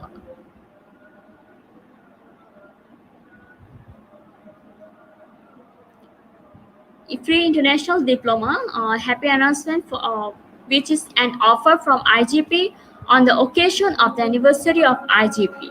This is for our all participants for a international diploma certificates. Every government has some rules, so you have to learn 250 hours. That's why we decide to collect our certificates from you, which can ensure that you can capable of international diploma certificate. We know that our all programs are now 3 hours, but for adjustment, we will calculate our program on average 2 hours into 130. That means 260 hours. That means you are auto-applicable for IGP International Diploma Certificates. If you submit 130 certificates, it means you are attending 260 hours. And you are auto-applicable for IGP International Diploma Certificates.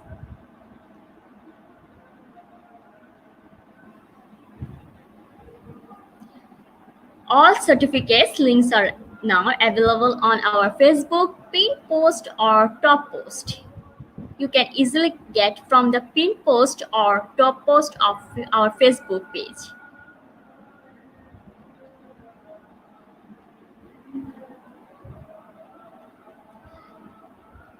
What you have to do: collect all the certificate from our website from 15 August 2020 to 10 August 2021. Submit all the certificates into given link with your full name, profession, designation, and country. Last date of submission is 20 August 2021. You have to Submit 130 certificates. We have only 5 days. Is now, yes, submission link is we HTTP is given on the screen. We already received 21,000 messages in last 5 days. We will reply every one after 15 August.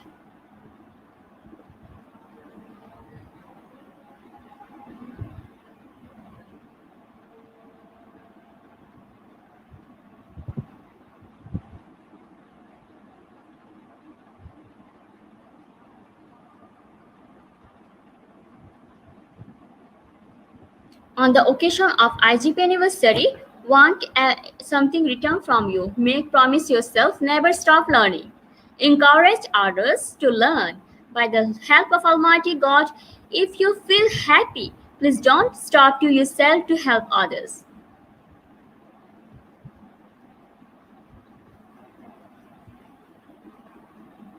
Whatever you want to learn, no issues, but you show your availability for learning. You can learn at any time, at any place, but never stop learning, cause life never stops teaching.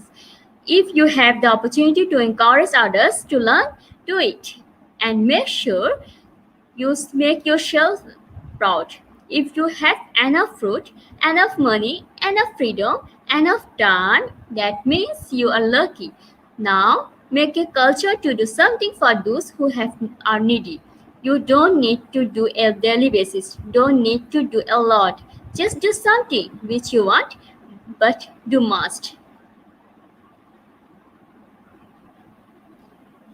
Today, our IGP anniversary. Happy anniversary to IGP. We started our first program on 15 August 2020.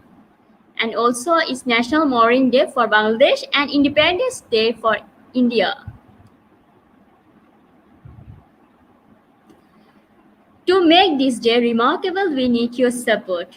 To build a powerful IGP learning community, invite you all friends in this page and group that we can serve more and more people with free education. Already, our Facebook page has 55,000 followers. We target is 1 billion followers. Facebook groups is 34 members, and we targeted also screen. You can see on our screen. So please invite your friends, family, and to learn together.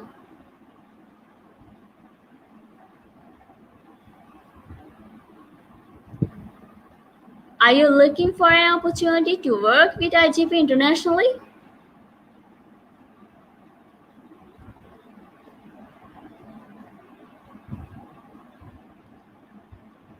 If you feel confident to work with IGP at International Organization Committee Board member, so we are welcoming you.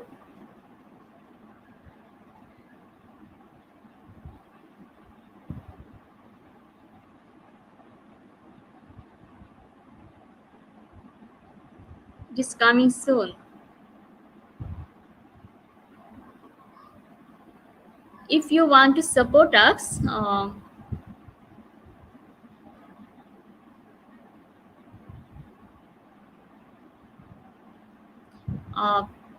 you can visit our www.eduigp.com. Then you click on our support us tab, and the certification process we step by step. First step is 15 August. Today's program name is Transformational Leadership.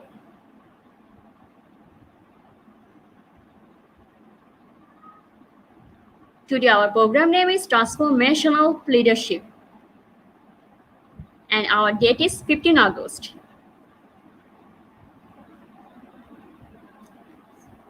And certification link is now available in our comment box and pinned comment. And certification link will be available always in this program post, Facebook page or Facebook group or YouTube description. You can get easily from any time from our comment box or Facebook pages, group, and YouTube. And don't forget, our today's topic is transformational leadership. Certification process. You can claim your certificate in two ways: directly from comment box, pinned comment, and post description. Or you face any problem, if you are not able to click this link, please directly browse www.igp.com for all information together. Find today's program, then the process is same.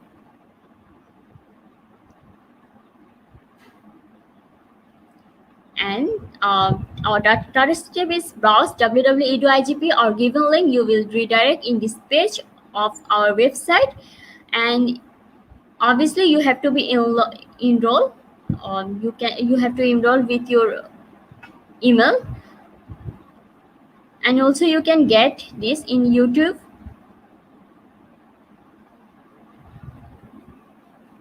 If you are new, create account. Create your account in EduIGP page. If you have an account, then log in directly. After that, find the seminar title and get enrolled. And the enroll process on the screen. You have to need email address and password, then log in.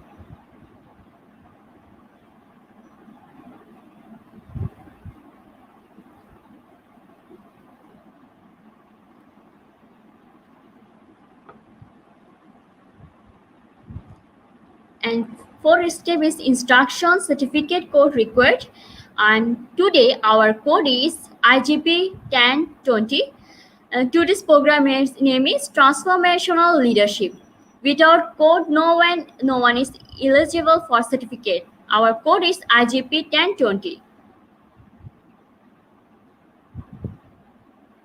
And today's program name is Transformational Leadership. And the code is IGP 1020.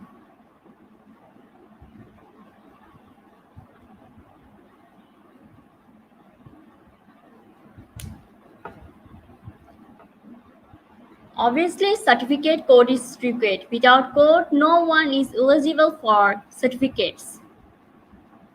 And dear participants, we already posted today's quiz competition certificates on our page, group, and celebrate with your certificates. Don't forget to check in with IGP page while celebrating.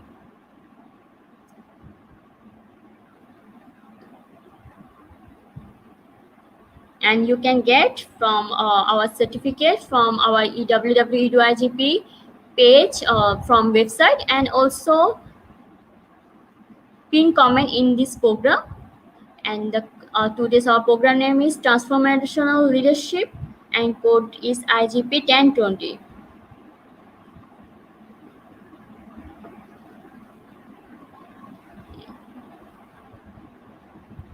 You can claim your certificates. If you face any problem, just relax. You can claim certificate from tomorrow also. Sometimes we face some internet connection or internet traffic problem. Our free international webinar certificate is also downloadable in PDF file, so check your device file manager. Sometimes it looks uncompleted, which is for your mobile screen size. In PDF file, everything is okay. If nothing is found in your file manager, please check your browser setting or update your browser, or try with another browser, or try it from a laptop or desktop.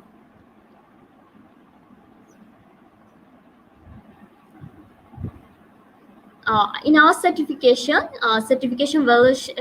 verification is also required. You can verify your certificate, and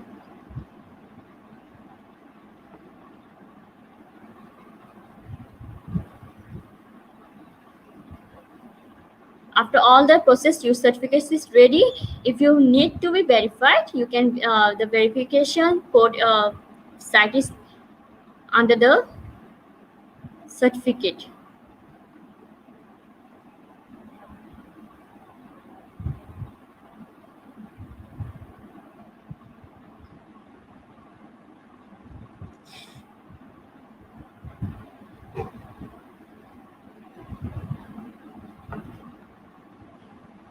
Thank you so much, our knowledge seeker, dear knowledge seeker. I would love to thank you all from my deep heart for attending today's sessions.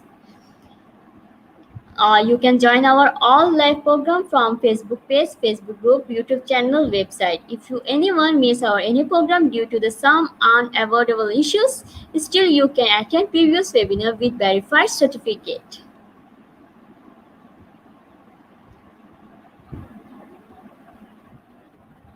The participants, if any problem is to claim your certificate or any other issues, please don't be hesitate to contact us. If now our website is not working well or don't be panic, it's issue of traffic cost of max user. With code you can claim you, without code you cannot claim your certificate anytime. Our today's code is IGP 1020. Don't forget. And our core team members are always ready in comment section to support you to find your solutions.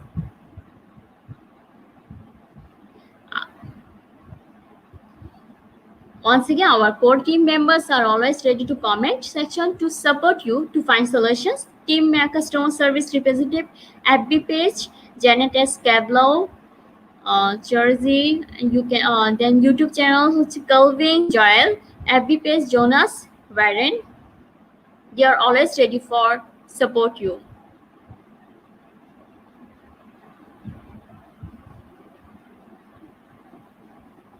And our next webinar, 16 August 2021, it is in teaching. With two speakers, Ma Rubet and Dr. Wilma from Philippines. And our upcoming webinar is 17 August 2021, Leading for Success. With three speakers, Dr. Sharmila from South Africa, Zaya Sajanani from United Kingdom, and Dela from UK tour.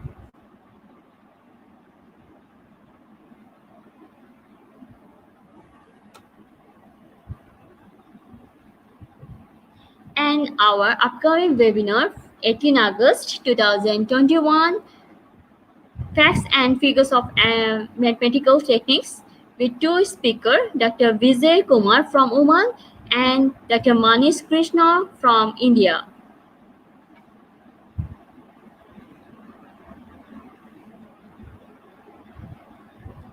And our next upcoming webinar is 19 August 2021, Community Engagement and Empowerment, from Vietnam, India, and Nigeria.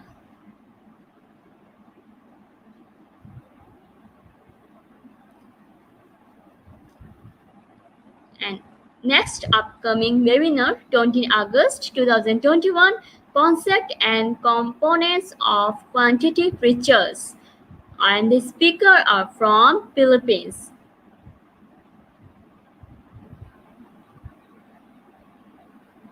And upcoming webinar, 21 August 2021, Achieving Success Taught Innovation. And the speakers are from United Arab Emirates, South Africa, Croatia.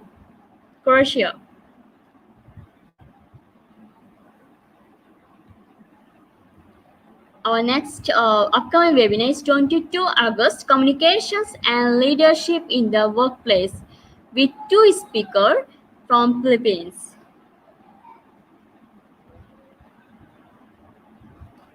Our next webinar, upcoming webinar is 23 August 2021, Leadership in Education, with three speakers from South Africa, Switzerland, and Croatia.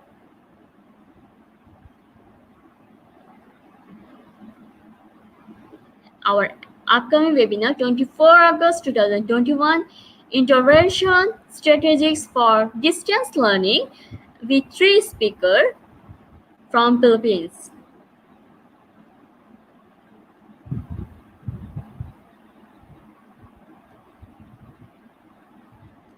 And our next upcoming webinar is 24 August 2021, on Social Emotional Teaching and Learning Management, with three speakers Greece, India, and Georgia.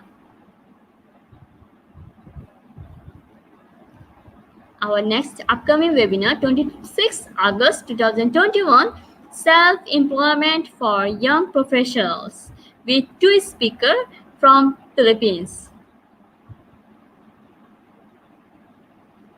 Our upcoming webinar, next upcoming webinar is 27 August 2021, Proving for Success four speakers from South Africa, India, Nigeria, Singapore.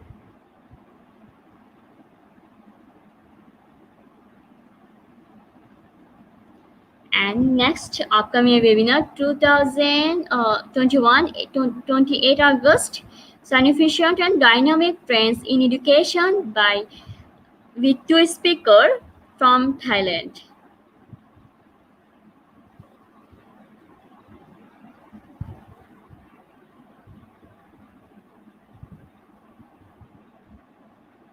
Our another upcoming webinar 29 August 2021 with four speakers from South Africa, United Kingdom, South Africa, and South Africa. Three are South Africa and one is United Kingdom.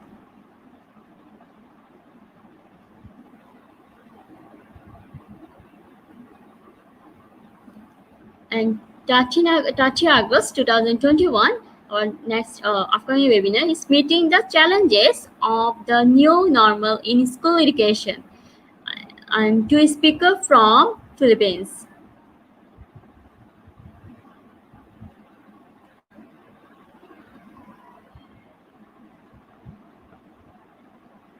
And 31 August 2021, our next upcoming webinar, topic on young leaders changing the world, with four speakers from two speakers from South Africa, one from United Kingdom, and one from Vietnam.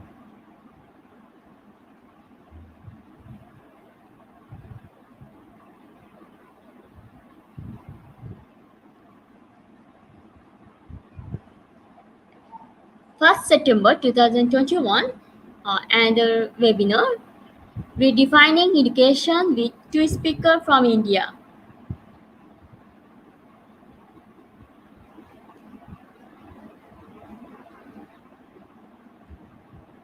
Our upcoming webinars, 2nd September 2021, on the topic of the importance of developing the skills of young people, and the speakers are from India, Nepal, and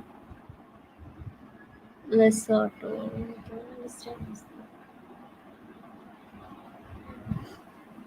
Our upcoming webinar is 3rd September 2021 on the topic of importance of co-curricular activities in teaching and learning process, and the speakers are from India and Sri Lanka. And 4th September 2021, the topic, our webinar topic will be the importance of education in society, and the speakers are from Canada, Somalia, and Qatar.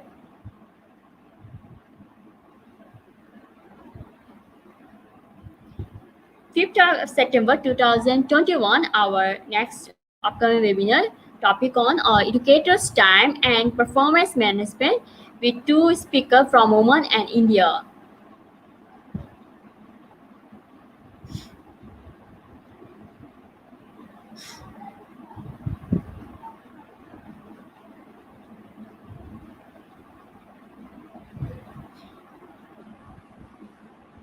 And 5th August, next webinar is topic on technology on the future in education, advantages and challenges, with three speakers from Croatia, India.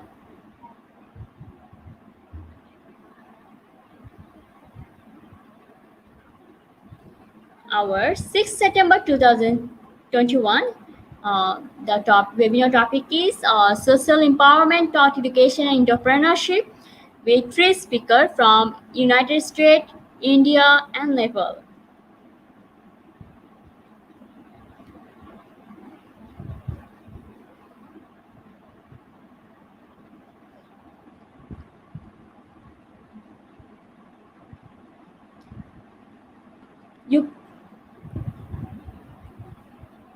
Thank you so much, our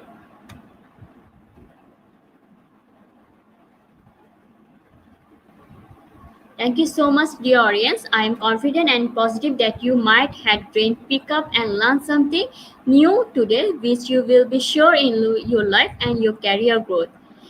I would now request you all please leave a review on our today's session and also comment in our page. If you learned something from us and we were a little help to you all today, and also request to beautiful onlooker to spread the information to your friends and community. I repeat again, not to forget collecting your e-certificate from our website or by the link mentioned below after the session get over. After collecting e-certificate, don't forget to celebrate with IGP by checking. By you checking, we can understand our service and your attachment and pleasure. We hope to see you all again in the upcoming webinar. Until then, thank you so much. Brave the pandemic with smile, sunshine, warm positively. Stay happy, stay safe. I'm your host, Umi Salma, signing out. Bye bye.